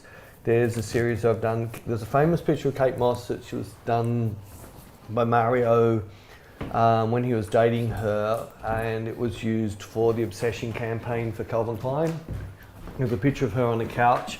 There's something about the picture I love. I've got a series of base that, but I didn't shoot it on the couch. I've shot it just on the ground, taking the essence of that shot, but shooting it my way. I have a series of my shredded jeans. Beck and I have been working on a series of naked in the streets, but Beck's not naked. That's just, we make it look like she's naked in Disneyland and places like that. I have the boob shirt series, which just came about. It was just every single model that walked in the studio, I want to wear that shirt. Yeah. It's a goodie. So there's things like that. Then there's my messed up series that, our bunnies that I did with Anne and Jem and things like that. I've got things on heads that I've been working on for a while. Series are good. Personal projects are really, really good. It's a good way of you refining, having a story to refine. No, it's actually about to roll. What's all the green stuff in there? Oh my gosh. But yeah, no, sorry, you keep going. I finished. Oh, okay. Nick would like to know, what zebra setting do you use on your Sony? Low. So what it means is high means it'll show you as much that might be in focus. Low will show you the least of what might be in focus. So yeah, set it to low. Zebra. Sorry, I'm thinking focus peaking. Yeah, focus peaking I go in low, and I go on yellow, because you can see yellow in bright sun and in dark, and everybody wears yellow as a safety color. When it's zebra, I go plus 100. Zebra is giving you a band of area that's going to be within that. I think it's about a band of about 10 or 20. So if you set your zebra at 70, it means, I'm just going to do this roughly, it means that anything between 70 and, say it's a band of 10, everything between 70 and 80 is going to get a zebra on, but once it's over 80 or below 70, it won't get zebra on. I found if I go 100 plus, it means it's going to give me a zebra on anything that's plus 100, which means overexposed. It's very accurate. I find areas that didn't zebra, I've got detail in, and areas that did zebra, I have no detail in. So I find 100 plus on the Sony very accurate. Can I go out and have that nasty questions from at the back? If you like, or you can go just ask the next question, and I can just point it where you are, and I'll try and read the one after. I'm really bad at reading. David said that he enjoyed your video on travel kit, just invested in the B10 kit and loving the size. Thanks for the tips. The older he gets, the lighter he thinks need to be. Yeah, we've got another. We just haven't been able to shoot it because we can't. We've got to shoot to try and do it soon, but we've got my other little constant light thing, which I really want to show you because it's so small and it's so cool. But I want to show you how I use it. Coming soon. Robert asked, is the Beck photo you posted the other day taken in the backyard there? Killed it as always. No. Thank you. Does he mean the one when we went to the golf course? When's the only picture I've taken of you in trees? In the golf course? Right. So it's About 5 minute drive. As a crow flies, it's most likely only 2 kilometres from here. But it's the same type of. We shot where there's lots of ferns in the gully at the golf course. Besides models, what's your favourite subject to photograph? People. Well, they're not models. Look, I did used to like shooting landscape. I'm just trying to work out. You said you wanted to shoot. Yeah. So I'm trying to work out how we can't find what type of permit I need for me to go into the city now and shoot. I know I am a press photographer. I shoot for magazines. I have all of that stuff. Newspapers and all of that is still working, so they're allowed to work. The photographers that shoot for those newspapers obviously allowed to work, so I'm trying. So I don't want to get into an argument with the policeman. It's the last thing I want. It's like the masks. I cannot stand wearing them. I get claustrophobic and it fogs my glasses up. Cannot stand them. But I'd rather have it on than put up with some argument with somebody over not wearing it. Totally. And I'd just call you a Karen anyway. A Karen. But I'm trying to find just a piece of paper that I can have, which is not my business giving me a permit, saying that I am allowed to do this. So if a copper walks up to me and they've got a tripod set up in the streets of Melbourne with drizzly rain and the Melbourne just desolate, that I don't end up in some big argument. How do I open this? Otherwise you can't, it's locked. You need keys. Go out the front door. Oh, but I don't want the dogs to bark. All right, fine. I'll just go out the front You door. go out the front door. Oh. Yeah, you keep going. Sorry. So yeah, that type of thing I love. I like doing gothic landscapes. I love stuff that's eerie, dark. I used to shoot stuff when I was shooting fishing, and we found these half dried up lakes and make it look horror movie-ish. I love that sort of really low key stuff. So I do enjoy that. And I even said to Beck that if this goes on much longer, I'm just going to leave Victoria, go to Central Australia with a camera and become a hermit. And take photos of nothings. Talk to rocks. Oh, that's pretty. Oh, rock, just move this way a little. Oh, that's nice. You'd probably still be sitting there going, cool, cool, cool. I would actually say cool, cool, cool. I've said cool to a shoe. I actually said cool to a shoe last time I shot a shoe. I love that. Before I run away to have my smelly, dirt and roddy cigarette, Warren has asked, how long does it take to learn how to not stress out so much before a shoot? He stresses so much that his body forgets how to function, lol. I used to be like that with every shoot. I'd panic. The problem is when you start panicking, you make mistakes or you don't think straight, so you don't really create the best work. It's like I hate ever standing on stage and talking to people. Now I can do it without even caring because I've done it so much. I don't care. The fear has gone. And when I first started doing sim racing, which is I've got a room set up with an imitation car that moves, and I get on and I race people online. For the first, I would say 3-4 months, I got so anxious sitting at the start line waiting to start. I started to shake. I was really stiff with my hands. I always crashed. It was a disaster. I think my heart rate went through the roof. It was just a matter of, I was putting stress on there I didn't need to stress. And when you're leading up to a shoot in the early days, you're worried about what you're going to do wrong. Think about what you're going to do, not what you're going to do wrong. And keep your head open. Just be flexible that this is not working. And plenty of times I've set up a shoot and I might have spent an hour setting up lights, and the more time I spend setting them up, the crappier the photo looks.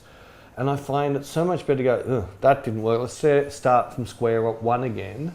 And I start again, all of a sudden it starts falling into place because I've decided, well, I've got to start again. I start with a fresh mind. So it is very easy to put pressure on yourself, and it's very hard to take pressure off yourself. I'd say you've just maybe try and do 5 or 10 shoots where there is no expectation. You get a model in and say, well, why don't you just come in, we'll just play and see what happens. I don't know what lighting we're going to do, I don't know the styling. In fact, let's make it hard on ourselves. Let's say we're not allowed to style the shoot. We're going to anti-style it, and every hour we're going to change the lighting based on the alphabet. So anything that you've got no control. So now I'm going to take a shot in this neighbourhood with natural light. So let's try and find the best natural light we can find. Those things, just try and find ways to de-stress or where you put an expectation on yourself. The more shoots you can do that you haven't put this expectation on yourself, the more you'll be comfortable in your environment we can only do what we can do, and if that's not good enough, maybe I'm not the right photographer for you. Big shoots, if I did some of the shoots that I do now 10, 15 years ago, I would have destroyed them. I would have stuffed them up so bad. And that's something I say to models. I say, if Peter Lindbergh rang up to shoot you, you're going to turn up absolutely shitting yourself and the photos are going to be crap. Whereas if you go, oh my God, Peter Lindbergh wants to shoot me, he likes me who I am now, and turned up as you are, who you are, you're most likely going to get a great photo. So that's what I would suggest, is try and take the pressure off you. You're putting the pressure on you, try and take it off by dumbing down some shoots, getting used to your environment, and then just go from there. Paul, do you have any suggestions for working with glasses? I struggle. Yeah, glasses. My eyes used to be amazing. I used to tie flies, you know, that thing. I can still manual focus at 1.4 without a problem, low light, especially on the Sony. I have 3 pairs of glasses. 2 pairs are one pair I hardly use, but I have a set of reading glasses if I want to read something that magnifies them. I have the glasses I've got on now, which are my editing glasses. So these are focal length to my arm distance off a screen. So that's where focus is. In the studio, I tend to wear these because while I'm working here, they're on, and I take them off to do other stuff. But if I take these off, nothing's razor sharp. I then have a set of bifocals, which are for driving, and I can still look down at the dash and see. When I'm shooting through my cameras, my glasses come off, I adjust my diopter to suit my eyes. And I check that every couple of weeks. I'll just double check. And how you check that is, don't focus on something, because if your diopter's out, you're not going to tell. Look at the writing in the viewfinder, and then move your diopter till the writing in your viewfinder is razor sharp. You'll normally find it'll be 2 clicks now it's got sharp. 1, 2, 3, 4 clicks it starts to get furry again. So it's like 2 clicks back will get into that middle zone of that.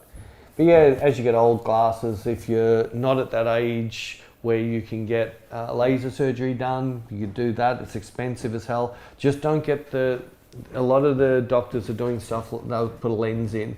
The lens will put a colour cast into your eyes, and it's no good if you're a colour photographer. Thankfully you're not. a colour photographer.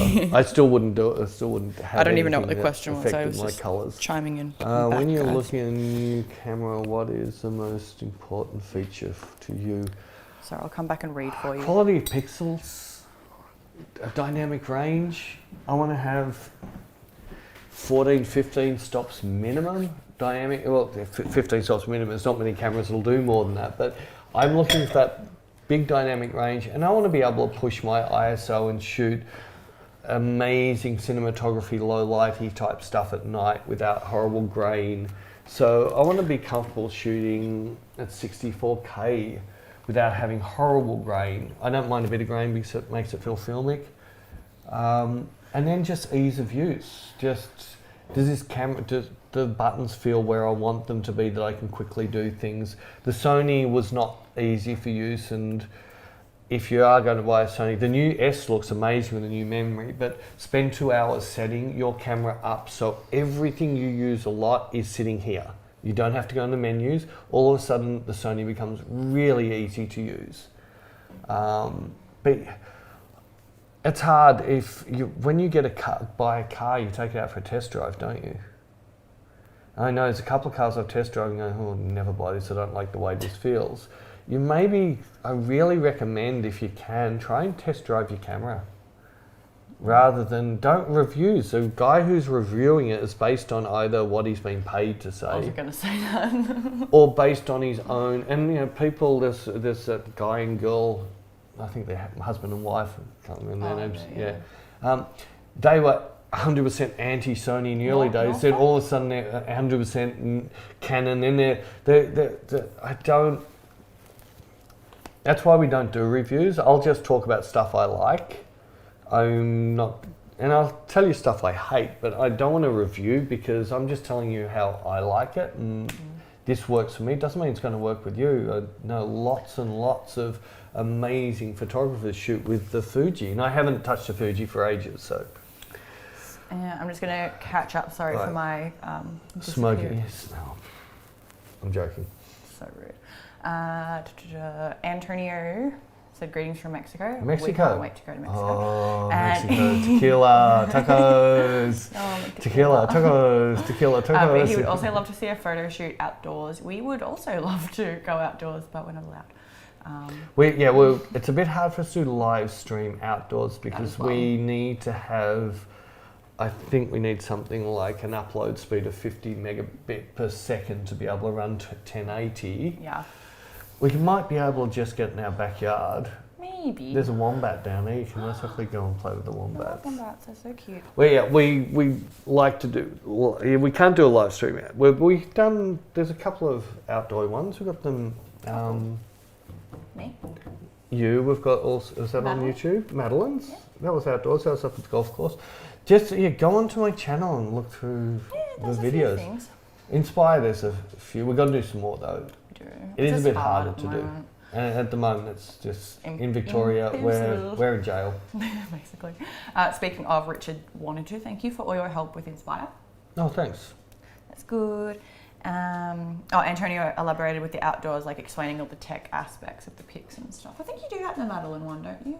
Yeah, I think so. If not, there is. Oh, it's on Inspire. That's, maybe we need to do. Yeah, I might revisit something I did a while ago a long time ago on Inspire when I shot nice pictures in ugly locations like car parks and shopping centres. Because that went into a lot of tech. Yeah. We should do something more like that. Rafal, I hope I'm pronouncing your name right. Please don't be angry if I'm not. Did you already answer this? What's your best favourite achievement moment in photography life? Did you answer that? No, I haven't. I'd say my biggest achievement in photography is getting a nice picture of Beck. That was hard work, my God. Achievement.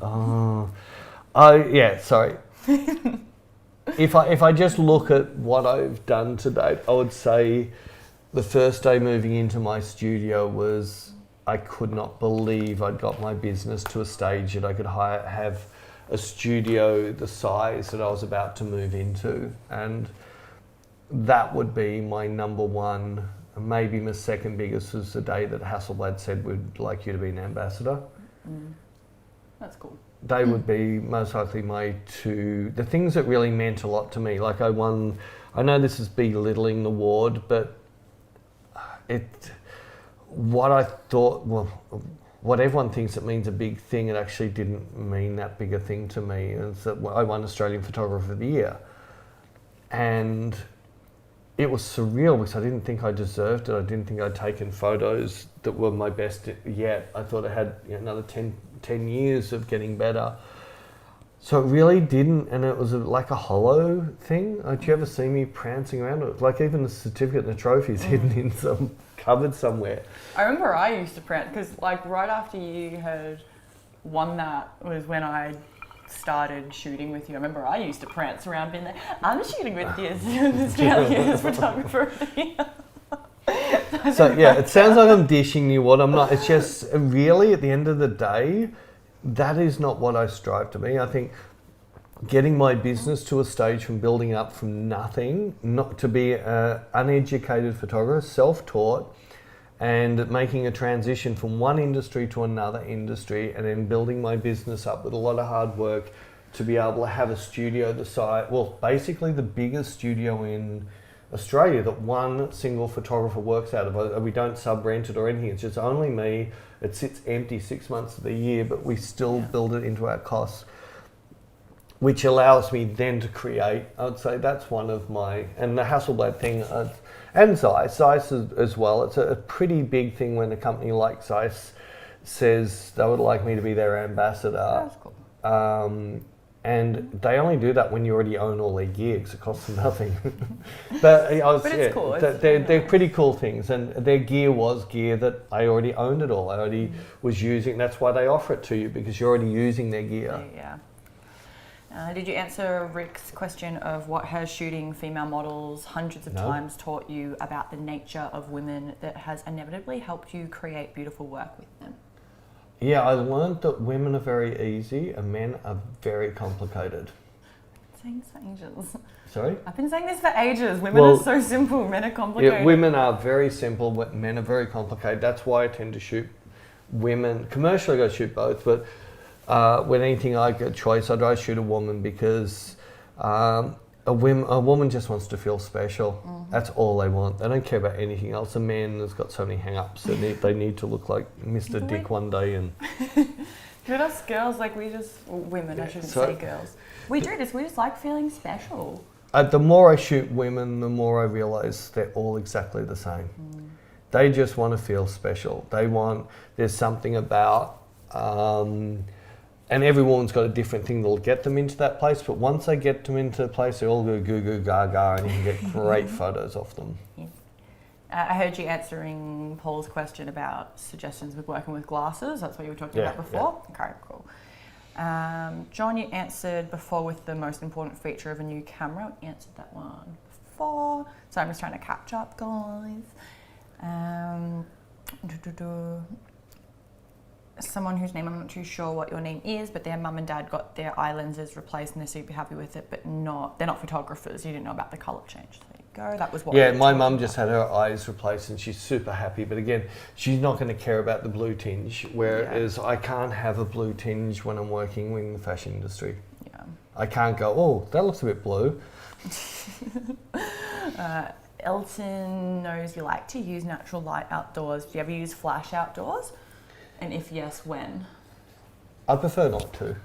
I prefer not to. I feel that I'm not doing my job, but on a commercial shoot, I have to, because sometimes I need to make an overcast day like today look like full sun. Yeah. Or sometimes it'll be a high contrast sun and the angle they want me to shoot is going to be so ugly on the model's face, I need to bring a light in the direction of their face to fix the down shadows or the blacking of the panda eyes and that.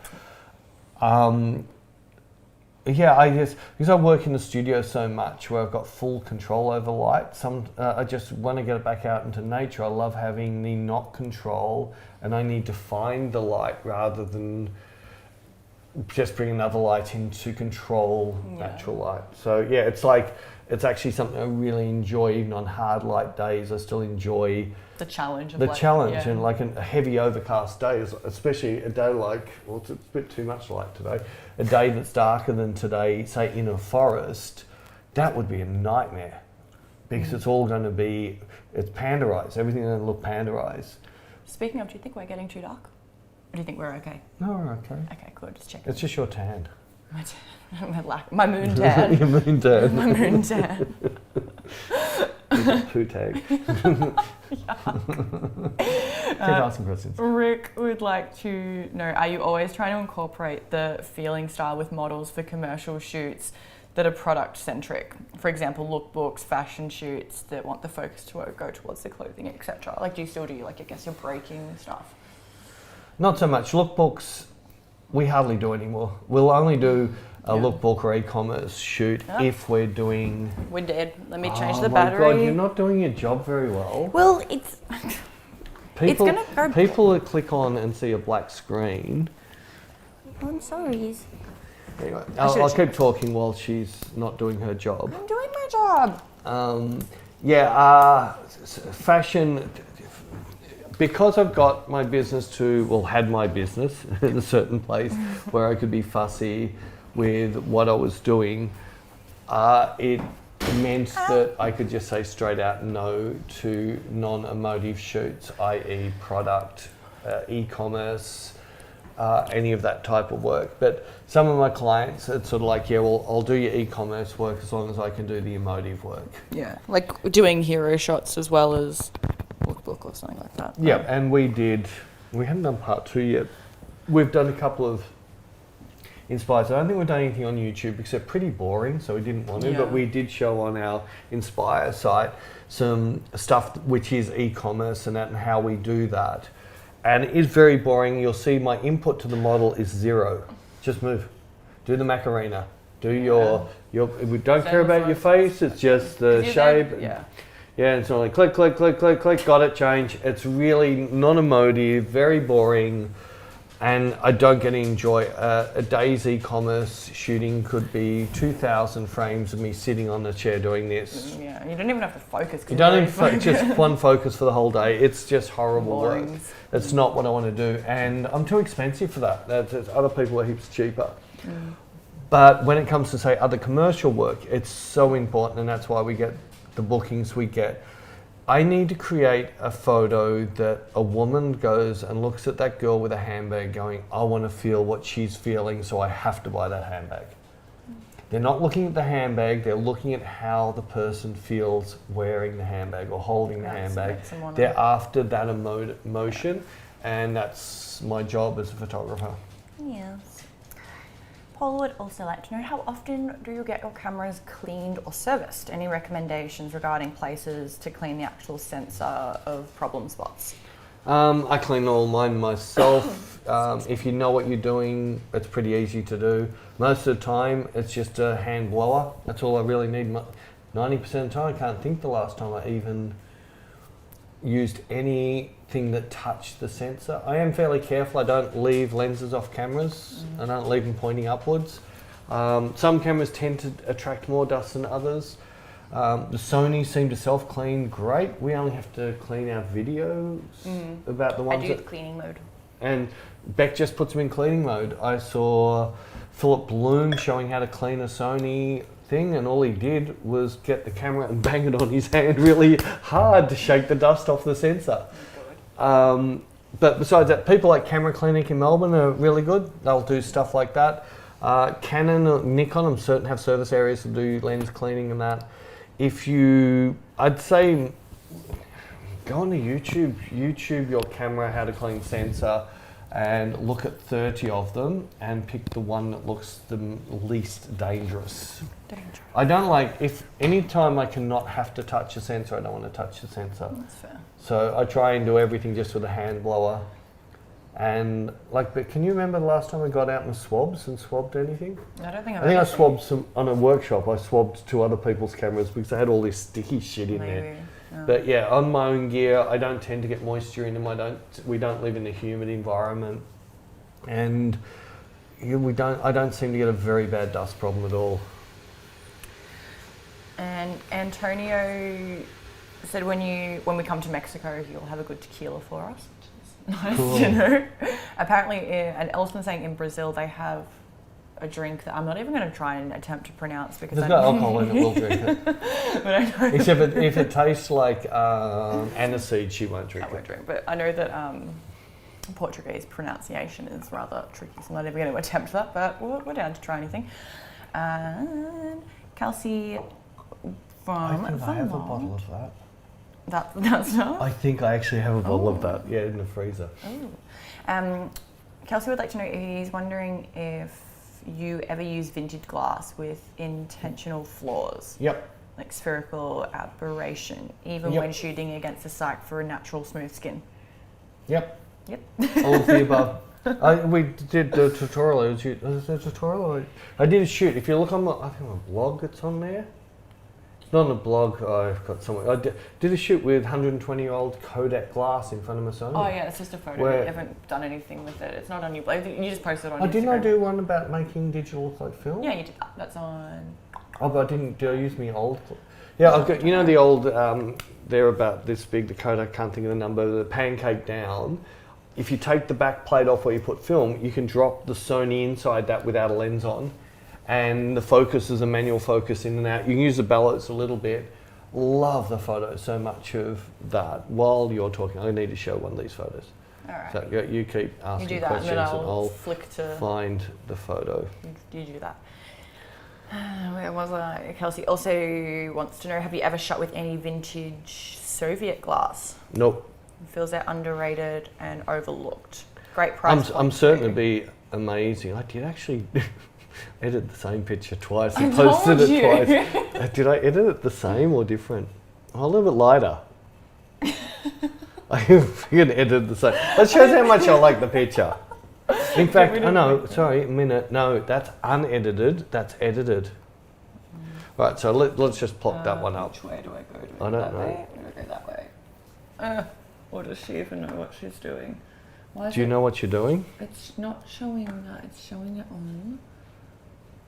How can It's showing on that. No, I know, but I'm looking at.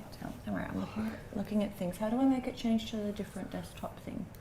Which desktop do you want to go to? I think I need to go to 2. Alright. Now if I click to that, and now Is it no, there? because it's saying maybe it's on desktop 3 then. Sorry guys, let me try and. I'm just trying to figure out so I can. Anybody want a good assistant? Is it not showing? It's just no. You broke it. Oh, it's on this one now. Hang on, let me go back to here. Put it back on. And then we're going to move this back to desktop 1. Take your finger off, drag it to 1. I'll get there one day. Now if I go next scene. It's not in the Yeah, middle. there we go. I did it. Oh my god.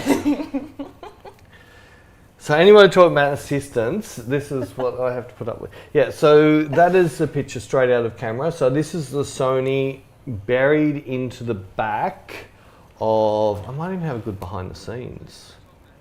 Hopefully I don't have anything dangerous sitting in here. What have I got in here? I think there was a behind the scenes that Tisha took of me with it. No, I only got that behind the scenes of you wearing a bunny shirt.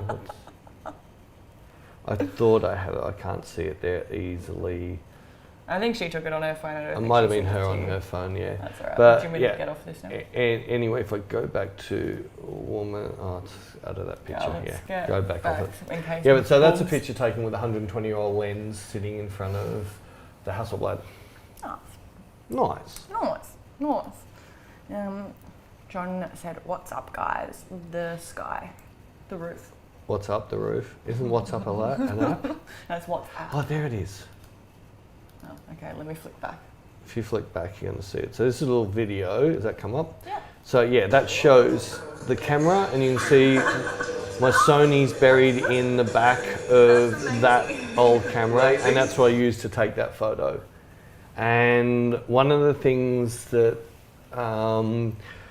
if you want to be a really good photographer, you've got to learn not to be serious and play and have fun, because you'll be surprised at how many stupid things you do that actually turn out to be amazing. What are the hang-ups that male models have? Do you find men can't take compliments from other men? No, they're terrible. And then you haven't worked with me with a male model yet, have you?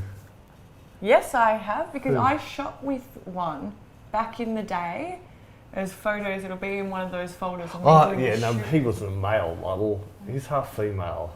He was hot. Dylan, though. I don't know. What blonde his name- hair. No. There's another one. We did it for a hairdressing company. Oh, I don't mean the box thingy. I think with he that- was also, I think his name was Dylan as well. Oh, he was hot.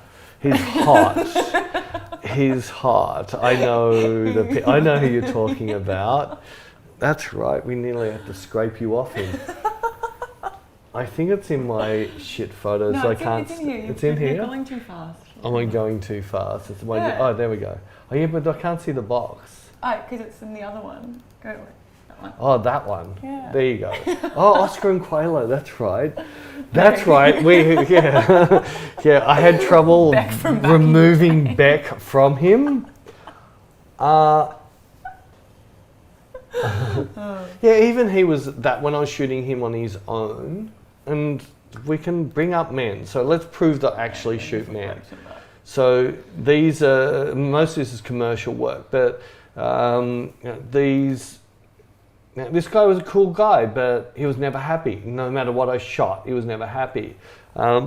David, loved David.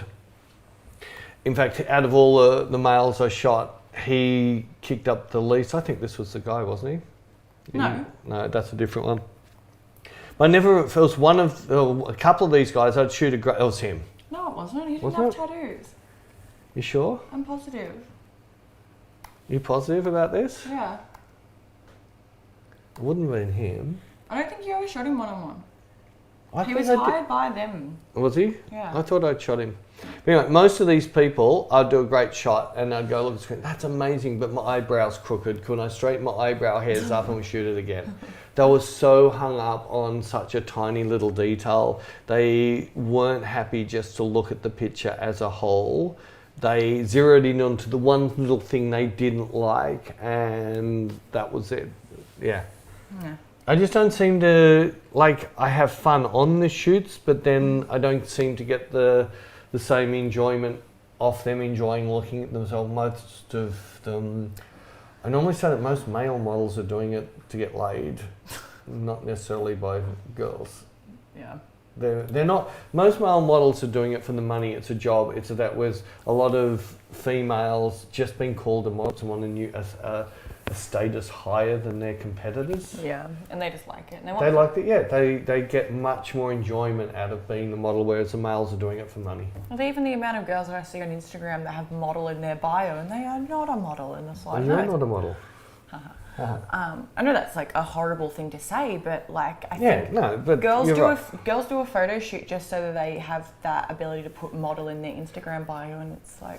Well, the old days, I used to go on Model Mayhem, and that was enough to call yourself a model because I'm on Model Mayhem. Yeah. Yes. Sorry, that was a bit We've been bitchy. nasties. I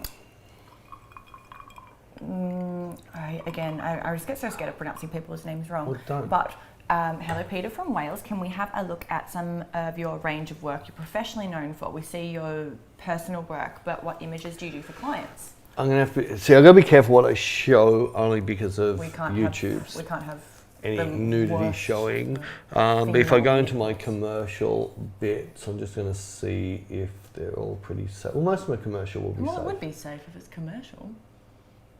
Yeah, this looks all pretty Yeah. safe. Do you want me to flick? Yeah, it's going to old. So we've got stuff like magazine work, which is this top stuff up here.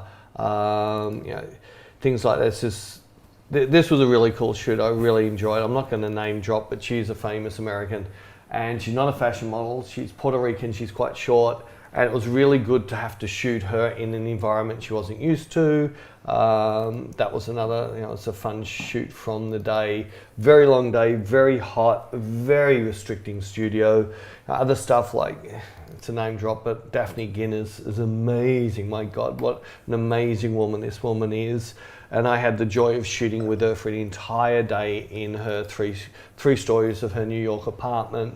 and just playing with her props, and she has a whole floor, which is a wardrobe, and she has an entire Chanel 1956 on a rack, it's just stuff like that. The jewelry shoots and stuff like, this is all just plastic work, and I see this plastic non-emotive shoe companies, some of this stuff is getting old. We did stuff, I worked a lot for a coffee thing, so we had our coffee shoots, and we had a client in Sydney that had like 10 different reception centres, and they didn't want to do the typical bridal thing or birthday party. So I went up, I had an interview with them, spoke to them and said, let's bring this back into, say, like the 60s and do a Sophia Loren type of thing in your, a couple of your places. So we just we took a whole crew up there. I think there was about 8 or 10 of us on a plane. All our gear we flew up for the one-day shoot. And this was just to sort of add this sort of old 1960s type feel to their reception. So we shot in kitchens and things like that to show this beautiful, like more family orientated and this sort of sophisticated, I don't know, whatever. It's like that was even ladies' toilets, to show even ladies' toilets. It was a nice shot, and that was a really successful campaign for them. Things like, I think all of this is it had to be said. Like this was a company that did filing systems for entire floors. You couldn't buy one cabinet, you had to buy a floor full. They're a German company and they wanted something with a Helmut Newton feel. So we just had this... Is that Samantha? Samantha, no, that's Natasha, that's Clarissa, and... I can't think of her name. It looks like Samantha. It's not Samantha. Oh. So that was and that company was so happy. That was so successful. This you took that? Yeah, I took this. This is to represent, and what they did, they put on the chocolate, they put the actual keyboard on there. So this is before their graphics team came in. We already had the overlay, so we know how. But this was for Coles Online. So yeah, this was years ago, and this was just to set up. And you'll see that like there's a little Acrobat reader on the right in the internet cable in the spaghetti. This was all, and there was stuff just put around this to make this I'm work. really interested in what's going on here. Yeah, that was coffee. Oh really? Yeah. That's depressing. Things like motorbikes, like the studio was really easy to shoot motorbikes, really easy to set up. So Heavy Duty magazine and magazines like that with the Harleys. Then I start going back further, glass companies, shoe companies. Any further than back, this is starting to show my cringe work. But yeah, fun shoots where we had to work with a company and give a certain look. There's a lot of styling, but that was very fixed. This was the image, and that's what we had to create. This was back in the days of videos. This is the actual video cover for the movie. Yeah, so we shot all the stills for the movie. Yeah, it's just a mixture. You'll see back here. I was doing architectural crap and there's one of the weddings I shot once. No, let's get off this. Do you want a new question? Yeah, I did stuff for burlesque bands. Like even things like this. This was for Peter. Were you around with this? No. So I can't remember who she was. 2016. So this was just for Peter. It's about vegan. So shops like this, and this is a celebrity. I think it's a cricketer's wife. This is how bad I am with people. And I had to get a shot of her being implied nude. And she was thinking she don't have to be nude. I said, no, you don't have to be nude. We're going to put G on you. Or just put tape on you. And she was so much happier with that. It's just my old... Oh, there's a boobs. The old off it. Don't point it out to people. I'm sorry. Well done.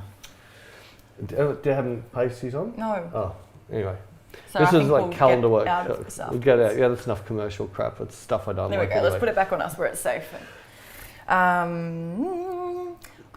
John, who we kind of were sarcastic towards before. I'm sorry, when we said about like what's up, that's just us. We actually don't mean any nastiness. But he says, sorry if this question's been asked, can you take us through how you get your models to move/pose the way you want them during a shoot?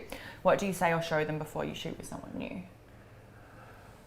Not to pose, not to Yeah. fake move. Move real. Just be But natural. Be natural. Move as much as you really move. Don't over move. When we travel, especially when we went to China, Oh, yeah. the agencies, they don't send comp cards out anymore. They They send send videos. And I just say, don't do this. Let's find one of the videos. She was a couple of models, amazing models, but based on their video, Okay. yeah, that's what I'm looking for. So this is pretty much their comp card. Ooh, loud.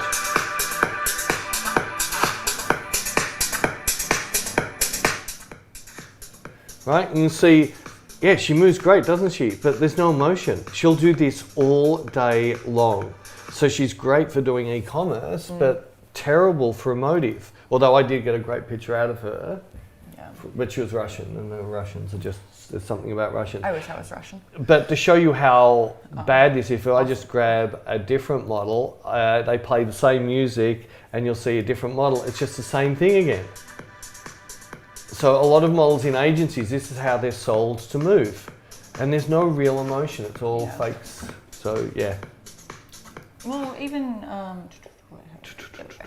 well, it's even I said yesterday when we were filming that thing for Inspire, and I was sitting there and you couldn't get a good face off me, and you were like, "No, sit how you would actually normally Really sit. Stop because sitting the way like- that yeah. you're sitting right now is not a way that you would ever sit." And it's like I was saying before, especially for me as a model, if I'm on a shoot, there is nothing more annoying than being told like, okay, now just drop your shoulder here and then move your hand up here and then twist it, and it just feels uncomfortable, and you've got to try and give a good face. Like, it's basically impossible, and it's really hard. So I think, In fact, the very best, and you can have a look at this video in high quality. Right, so this is Tanya, and this is how she models. Because we were shooting. This is me actually shooting her modeling. And see all of this is not her modeling for the video, this is her modeling for stills. So there's videos on YouTube anyway, so you can see it there. That'll show you, I just want beautiful, natural movement. Give me eyes, turn away, come back with eyes so I can get those emotions.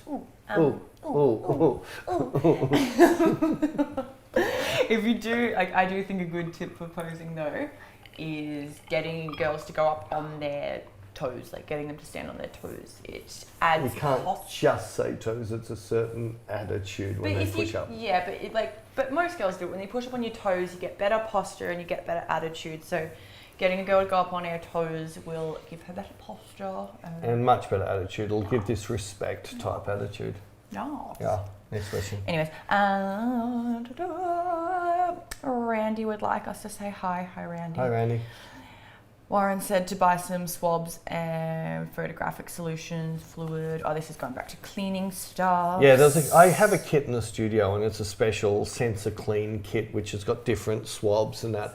And they don't leave marks and things like that. That's great, but I think if you look after your gear really well, even though some people see the way I leave lens sitting around, they don't realise I just put a lens cap on top and it stops dust. But yeah, yeah. Warren would like to know, is it weird having such a giant ice block in your scotch? Well, it's not that big anymore. No, because the thing is that's you get a big round. It's got the most surface area, which it chills, and the bigger the block, the less it melts, which means it's not putting as much water in with your alcohol, so it keeps your alcohol strong. I'm not going to water me alcohol down. I just like it cold. People going back to when you were showing the 100-year-old. You and your fingers. lens, Oh yeah. And I was saying that's really cool. It is cool, and that I'm still trying to find. There's a particular thing. Last time I went to England in Shoreditch, have a market, and they didn't have the camera I wanted. The Brick Lane market. Next, if we ever get back there, We will stop I being know negative where Nancy. the store is. It's full time, so I can get a large format camera that I can actually do this in. Cool bananas. Cool bananas. Juan wants to know, would you ever get one of your Sonys converted into black and white? There are shops that remove the colour from the sensor. Nope. No, because I want to manipulate my black and white using my red, green, blue channels. That's just how I get my look.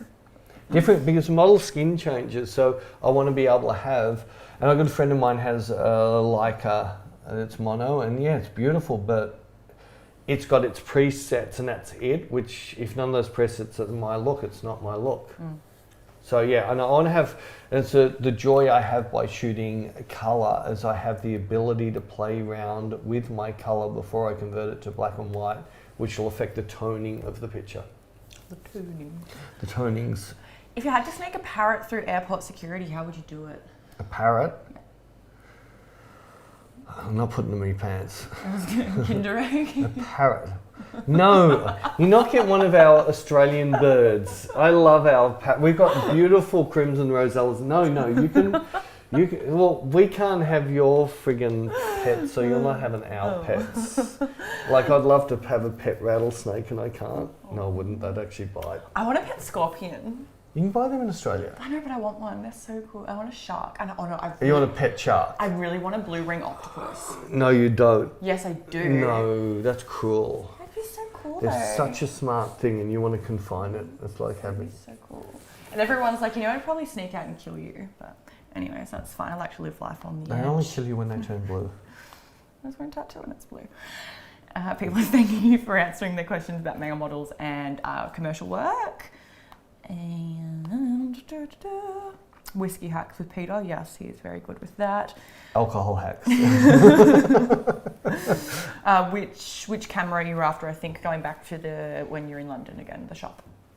I can't remember what brand it is, but I want a large format bellows that I can mount my Sony inside, put the curtain over the back, go through my viewfinder, set it up, and then adjust, focus, and do that. So I want to basically use that large format, because then if I've got the actual body, there's 20 or 30 lenses I want to play with, which are really old lenses and have really bad glass, which I want to shoot with.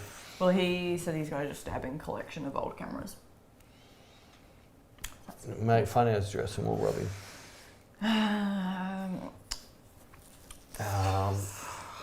Someone whose name I'm not too sure of wanted a small penguin as a pet. No, penguins are evil. They are plotting to take over the world. Just look at them. They're all huddling and they're like a little mafia of Antarctica. I hate penguins. Haven't you watched Happy Feet? No, I hate penguins. Penguins are evil. Back in the day, see, when I went to the penguin parade at Phillip Island, they only had a piece of string and they'd waddle up and you dig a hole in the sand, they'd fall in them. Good. They need to. They're plotting. I don't trust them. That's why they don't allow humans close anymore. I don't trust Sharks penguins. don't like penguins either. Good. You see half penguins everywhere out near Gable Island. No one should. They bite them and don't like the taste and spit them back out. I wouldn't like them either. Don't like penguins. My weird quirk about Beck that you guys all learnt today. Octopuses with laser beams, yeah, she'd be Hell into yeah. that. No, she doesn't want laser beams. She wants an octopus can with have, the. like, You want an octopus with a glitter ball. Oh God, whatever. I need more alcohol. Next question. Next question. Yeah, octopuses are escape artists. I know.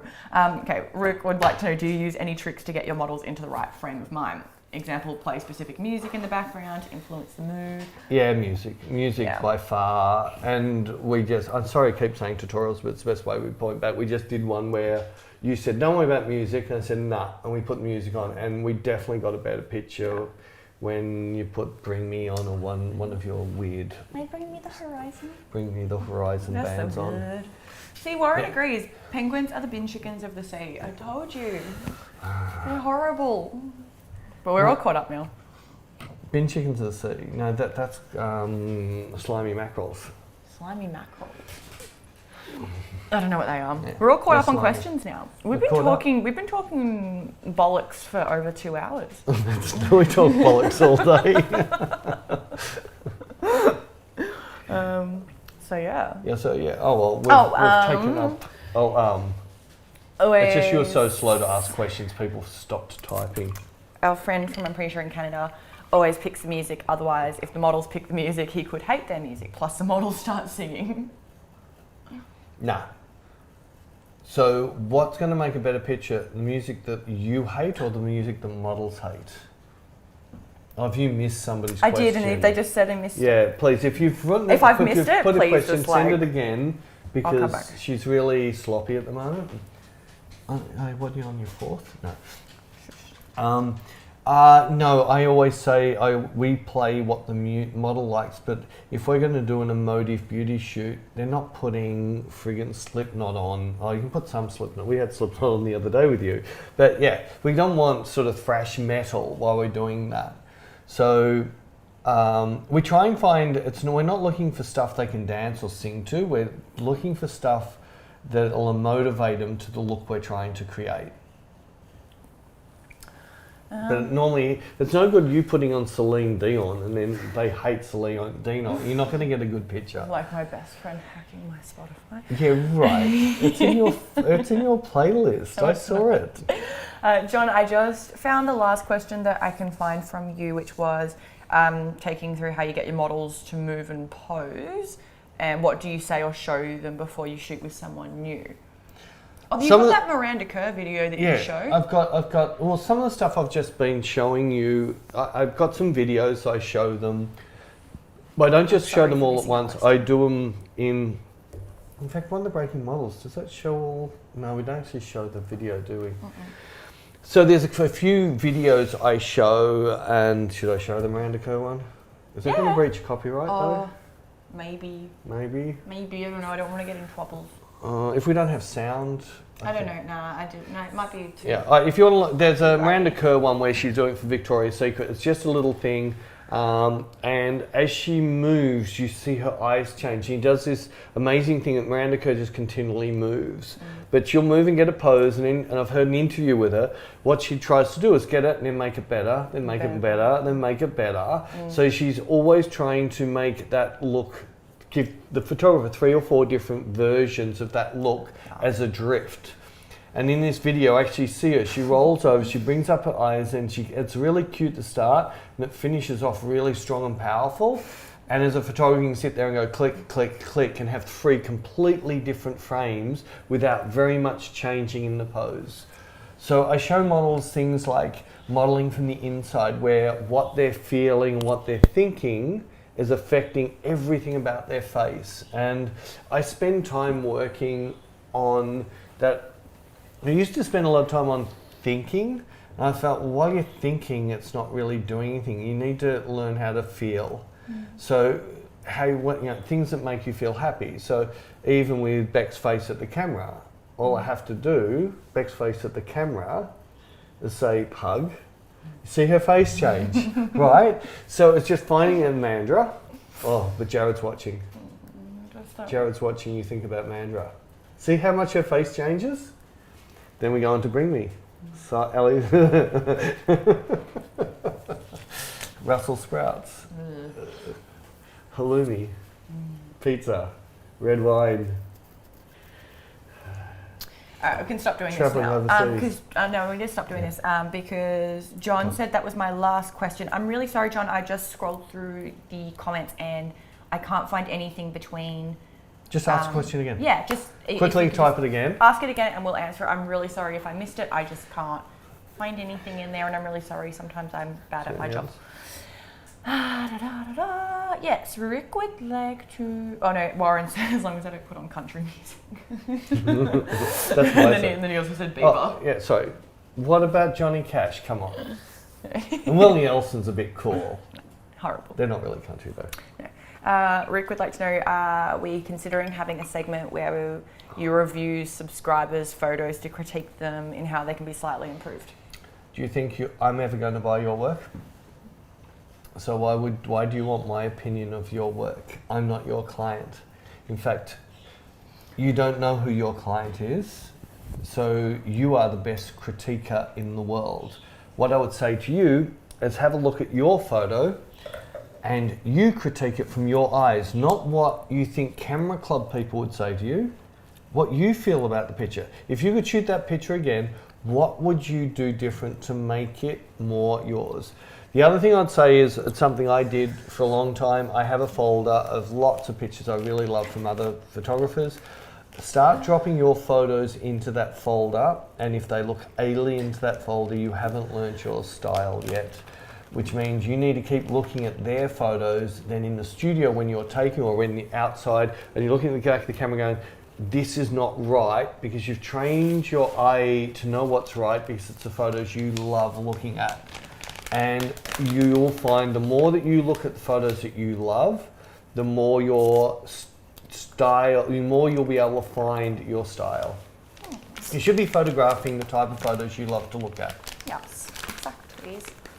And yeah, you never critique work we get. I don't critique work. I think it's the worst thing, because me saying, oh, I would have cropped it different, or I would have done that, but that's my photo, that's not your photo. And like, if you might not like something, it doesn't mean that everyone else agrees. Like, I quite often say, you think of your favourite album that you've ever listened to, there's always one song on that album you hate, but that could be the drummer's favourite song on that album. It comes down to your own personal taste, and you're the artist. You've got to show the world what you like, and don't care what some camera club person thinks of it, because they're never going to be your client. It's also no different to, like, I've found a new outfit I'm going to buy next Wednesday after I pay myself. After you steal money. And I showed Peter, I was like, I'm going to buy something. He's like, oh, yuck, I hate that. And I was like, it's fine, you don't have to wear it. So, like, why would I care if you like it or not? That's exactly right. Yeah. Next question. Did you say that you fiddle with colour in post before converting to black and white? Always. Always. If I can't get my toning using my red, green, blue channels, or especially if I'm doing it on Sony and I don't have the luxury of red, green, blue channels in RAW, I will quite often play around with my colour balance and then play with my black and white settings at the same time. Again, not pushing on inspired, but I did a thing on black and white to show how there's thousands of different ways to manipulate the toning and the feel of your black and white. And one of them is to play around with your color balance while you've got your black and white settings that you think you want. And then you can change your black and white settings a bit to match. I do that a fair bit. Maybe I need to do one of them for YouTube's. Maybe that's something I could do next week. A SpeedTube. A bit of a black and white plays. Do that. Yeah, we can do black and white plays. Very cool. Apparently I secretly like John Denver. Yes, you guys have figured out my biggest secret. I don't even know who that is. He looks like Kermit the Frog. Oh, He cute. has big round glasses and a froggy face. Cute. Peter, Rick would like to know, what is the biggest lesson or epiphany you've had over the last year that's taken your own work to the next level? Over the last year. Have I had an oh yeah, get back to shooting my shit. Yeah. Stop No. Stop trying to please others and shoot what I like. Yeah, that'd be the only thing. So I keep having to remind myself to not trying to do everything for other people and start going back to shooting something the way I want it. If anything, that's the one thing I've drifted away. I've got a little bit scared of saying to a model, this is the story I want. This is going to be my shot. You're the mannequin to this story. You're not the feature. Yes. But that's not the motive. That's a storytelling picture, which I haven't been shooting for a while. It's not been new. Do we have any plans to visit Poland? We've got plans to visit every single place in the world except Victoria. I really want to go to Poland. I keep finding these stunning models. Look at where they're from, and they're all from Poland. So I really, really, really want to go to Poland. And I think you've actually got a decent following there. Yeah, so we have to go there. I think we might go to come to Poland soon. So keep your eyes. Any country or state that doesn't start with V. So we're not going to go to Vienna? No, it I don't starts know with where V. Or Vancouver. Or Oh, I love Canada though. Canada. Has Paul we- typed his question yet? No, He John, hasn't. he John. hasn't. No, he hasn't. I know, and I feel really bad. I feel really bad for missing questions, guys. I'm really sorry. I'm trying to do my job. Do you have any tips for using really soft light without it looking flat? Oh yeah, do it all the time. Yeah, use your soft light and then add your contrast carefully with dodging burning, just like the old school photographers did. Just that's by far it's the best. In fact, most of the guys who are doing video on that now, they're using things like S-Log and C-Log and that to get a very flat picture, so they then can contrast it properly in post. So even just contrasting a flat picture in post will work. So yeah, definitely. The flatter you shoot something, the more that you can manipulate the highlights and shadows, because you have detail in both to be able to do that. Warren, I completely agree. He thinks they put stuff in the water in Poland. It makes everyone stunning. I say that about Russia. I don't know what they put in the water over there. I wish I was Russian. They put something in the alcohol I drink that makes people look better after I drink it. Someone whose name I'm not too sure of, but he said before that he left for an hour and comes back, and apparently we are 3 sheets to the wind. What does that mean? 3 sheets to the wind. I don't know what that means. It's your job. I do numbers, you do words. Okay, I'll Google it. And there we go, John. I've noticed other photographers trying to imitate your black and white work. How do you feel about that? Do you take it as a compliment or frown upon it? Do you say find your own style? Eventually you have to find your own style, but if you're going to learn your skills, you need to learn how to copy other styles. And we've been doing this. We've got a series of tutorials we're doing called Recreate the Light. And some of it's recreating my own light and others recreating other photos. Yeah. And it's once you learn the skill of recreating another photo, then you make it yours. So you recreate it, then what are you laughing about? Apparently the 3 sheets of the wind means we're drunk. We're not drunk. Not yet. We're getting there. I don't have to drive. She does, so she can't get there. I'm going to calm down. Yeah, so, and no, I don't get it. I only get, sorry, Becca's heard me say this a lot. I start to feel sorry for somebody who copies too much of my work and too much of their folder as like identical copies of some of my work. And it's sort of like, you're never going to get on with your own photography while you're doing that. But it's a good way to learn. Yeah, it's a great way to learn, and it's like flattening to me. Like I get flattened that people like what I'm doing, but for their own photography, they now need to impart their own style. And look, Helmut Newton and Peter Lindbergh were by far my greatest. They're 2 completely different looking photographers. And a lot of times I'll flick through one of my Peter Lindbergh books and I go, my God, I love this. I love the toning of this. I love the feel of this and that. And when I'm shooting, I'll say to the model, I just want to make this a little bit more Peter Lindbergh-y. And it's not like we're trying to copy a picture. We're trying to copy the feel that I got out of his pictures into my pictures. So it is a long answer, but I still feel that the best way to learn your skill is if you can learn to replicate somebody else's work. You've picked up the skill. Now put your style onto your own work. So I don't like saying this, but I feel that I can see a bit of Peter Lindbergh and Helmut Newton in my work. They were the legends, I'm just some follower. But my work isn't their work. Like, you won't find a picture of Peter Lindbergh, so I've copied exactly. I've got my Kate Moss overalls? The Kate Moss overalls shoot, but that's based on, I'm fanatical about Kate Moss. Yeah. So it's not so much shot the Peter Lindbergh way. It's more, I want to copy the Kate Moss shoot. But. Yes. So I hope that helps what I mean. But there's nothing, that's how I learned my skill, learning how to replicate other people's lighting. Then I now tell my stories with the skills I've learned. So now I can see a picture in my head and then be able to create that lighting. And also like your particular black and white look, which I guess is just the House of Blood, like halo type of thing. Like even when we see people doing that, it's just that they like it. And you weren't the first person to ever... No, the halo is based on the halo you get off large format film when you over contrast it in the darkroom. So and it's something I love the look of. So. And you weren't the first person to do it. So if someone takes a photo that has that similar look, it's not like, it's not like it upsets you. You're only the first person now. If someone invents something new and you're the first person who uses it. Everybody's done it before. Like wear a Tarantino shirt. Let's make a live stream attacking someone. No, let's not. But also just to answer John, do you take it as a compliment? I think you do. Yeah, I do. I don't. You definitely do. I just don't want to see, for their sake, them being too obsessed about my stuff. They need to now take what they like of mine and then add their own twist. Add their own, yeah, for sure. For sure, yeah. Everyone was saying it means we're wonks. We're not wonks. Yeah. Doc would like to know any affordable medium format cameras that might be older but still relevant. Any camera's still relevant.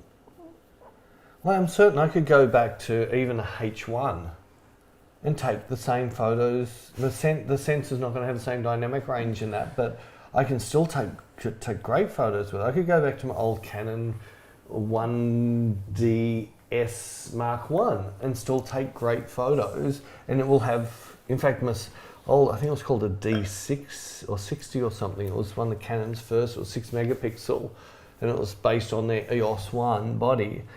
And that was a beautiful camera. I'm certain I can take amazing photos still with that. It'd just be slow. Slows. Slows to what I'm used to. Compared to film, it'd still be fast.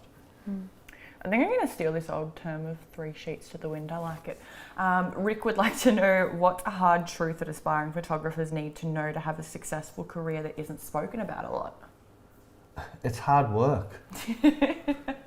There's no shortcut. Yeah, it doesn't. It is hours and hours and hours learning your craft. It seriously is. It's hard work. It's 10,000 hours. It's You're not just going to wake up one day and... a kapal. In fact, anybody who tends to come up with one photo one day, the ones that disappear the next, they're called one-hit wonders. Yeah.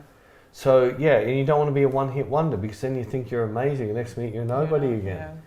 So, no, it's just hard work. It's like, it doesn't matter what business you're doing. If you're what art you're doing, it takes time for you to learn your own skill, and it takes time for you to be able to have a style. You can't just have a style the second you pick up a camera. It'll be a style you like that somebody else's. Your own style will evolve in time. True skis. Simona, so hope I'm saying that right.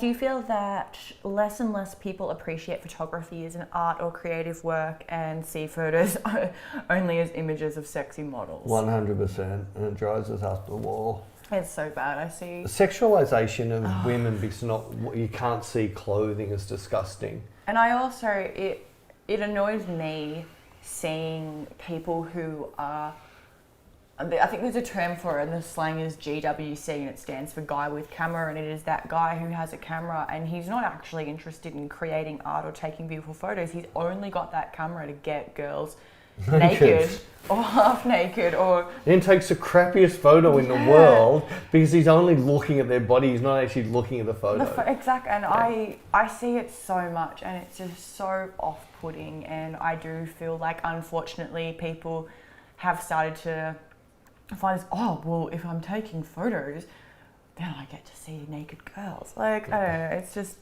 Now the guys would never offer tape. No, they wouldn't. No, let's copy one of Peter's pictures. And sorry, you've got to get nude to do this. Not that Peter it was never nude, but it's also the other side of it, not just that side. Is with the iPhones and everything like that, and Instagram and that has cheapened photography because it's just a click and then it's a finger liquefy or whatever the girls are doing, and then drop some crappy filter over the top. But at the end of the day, and this is something I say to photographers, it's no different to when photography first started. Every artist was scared they were going to lose their job.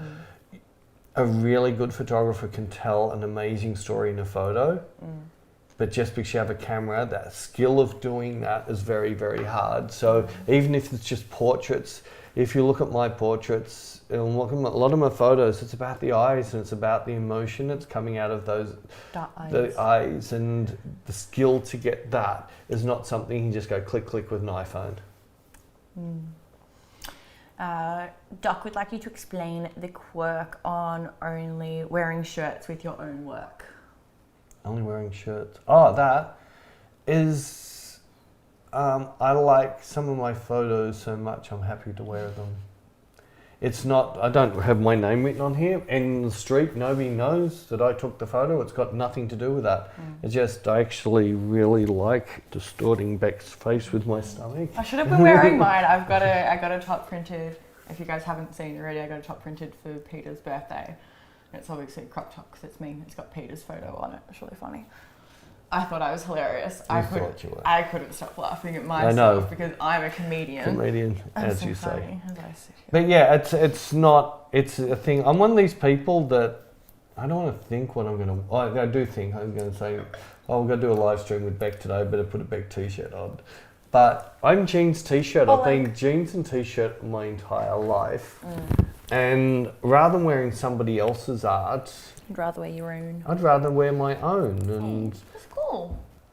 I'm not telling people it's my art. Some people ask and I'll tell them, but at the end of the day... Oh, unless we're going through customs and then you love to point out that that's me. Just I only to wear you when we embarrass do me. that to embarrass you. And I've got my get through customs free ticket shirt. With Natasha. The Natasha one. But yeah, it's seriously, you've got to take photos that you actually really enjoy looking at. And then when you really enjoy looking at them enough, you're happy enough to stick them on a shirt and wear them. Yeah, it's cool. Our friend in Canada has never been happy with nude photographs. They never look artistic or have a feeling, so they don't offer it. Yeah, got no problem with that. Yeah, don't do nude for the sake. Don't do it just for the sake of doing it. Yeah, and the nude, I love fashion nude. And fashion nude, 99% of men don't even buy it. It's called fashion. And used to be, I haven't bought Vogue for ages because it's become just commercialised. But there used to be 100 times more nudity in Vogue than there was in Playboy, but men never bought it. So it was photographing women for women. And that's all about the shape and form of a body. I love shooting dancers, males and females. One time I do love shooting males for male bodybuilders and male dancers because they're not so obsessed about their faces. Jackson. More about the show. Yeah, Jackson's awesome to shoot, and we're shooting him soon again. So once we're out of jail. Yeah. So yeah, but see, I'm not one of these people, and I never have and never will. Nudity does not mean sex in my mind. It doesn't. That's just something that came from America. I think I don't know how it started, but yeah, some people just sexualize skin, whereas every one of us get naked every day to have a shower. Yes, exactly. And you can watch a native in Africa walk past you topless, you think nothing of it, but if you get the same woman and walk down the streets of a city, oh my God, look at her. So it's just that sexualization about skin. Warren said the Instagram camera boys with their photos of over-edited asses that sell their preset packs for $500 and now $19.99. Yeah, presets and we for the people who are on Inspire can get my actions, but my action is you press my action, all it does is put a whole heap of layers that you can do what you want to do on. Yeah. It's not my style put onto those layers. And the last thing I'm going to do is use an action on my photos. I have been playing around a lot with LUTs, but I've been making the LUT. So it's not like putting somebody else, but I found the annoying thing is I make a LUT and then don't use it again because that LUT suited that picture. Oh, this picture, I need to make a new LUT. So Bruce is joining in. Hey Bruce, and he said he can't agree more with me on the guy with camera thing. As a male photographer, it really annoys him very much. I hate it, yeah. It's not cool, it's not art, it's just gross. And but the thing is, and especially like, I guess, what I would like to, if I can give my 2 cents, if I'm allowed to. All my glasses getting empty, so give me 2. I'll be quick. Give you 2 cents. No, I'm going to fill up. Oh, it's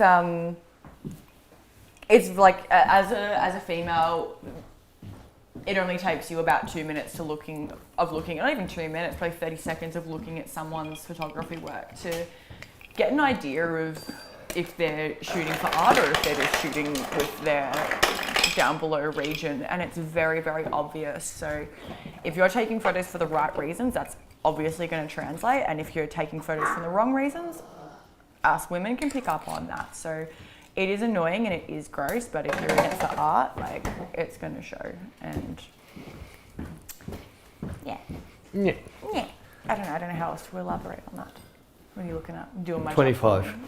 Sorry, we have been talking for like 2.5 hours. Last couple of questions, then we can go. Okay, we probably should. I've got to go home soon, anyways. Yeah, I have a saying for it. I know Beck didn't say it. We call it shoot with their dick. Well, yeah, that's why I said the nether regions. Oh, the 'cause we're not nether supposed regions. to Well, they swear. might have been from Netherlands. Bruce also said whenever we can finally get it out of Australia and over to Japan, where he is at the moment, there are so many used camera shops Peter can choose I from. know, I've seen some of those markets with camera. Yeah. Beam me up, Scotty. You can just beam me. And Rick said eyes are such a massive part of your beautiful portraits. Are there any specific reasons why you would suggest a model to not make eye contact with the camera because you know it would work better for a particular shot? very few of my shots are eyes looking away, and most of the ones the eyes are looking away is whenever the model looked down the camera, you saw her insecurities. When she looked away, the picture got better. That's not the type of shot I want to take. I want to show the world her soul. I can actually make anybody look amazing with look away shots. It's so much harder to make them look amazing looking straight down the camera. For sure. Oh, Doc asked a good question. Actually, capture one over Lightroom. Oh, and I wouldn't use Lightroom. No.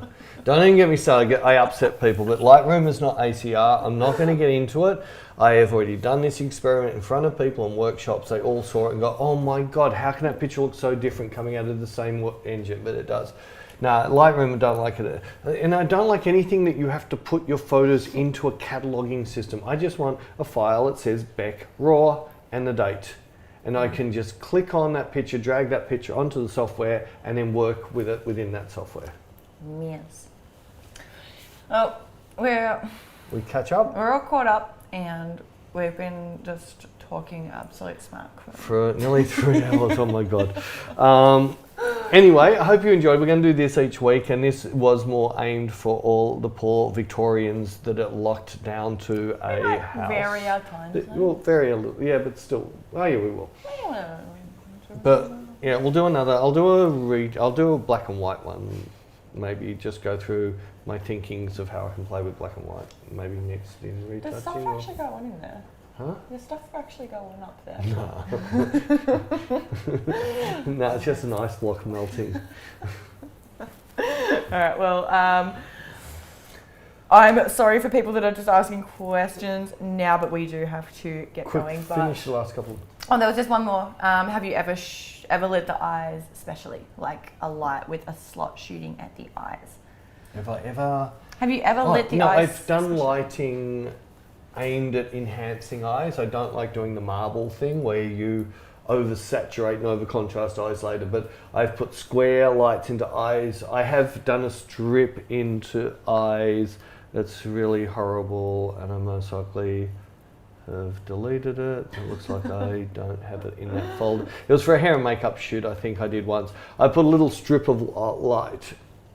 So, and I did that just using gobos and a focus spot, and it was just a single line across the eyes, and it was a sort of coolish shot years ago, but not so much anymore. Yeah. All right. Well, everyone's saying thank you, and you guys are so welcome. Thank you for tuning in. Thank you for talking to us and having chit chats with us on a Thursday afternoon.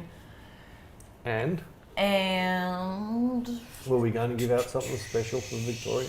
We were. We're going to give out a. You have to do it though, so it's I not haven't made it yet. You got 16 minutes to make it. Yeah, I'm gonna have a dirty rotten cigarette, and then I'm gonna make a Inspire code. If anyone wants to join Inspire, we're offering 50% off a yearly subscription.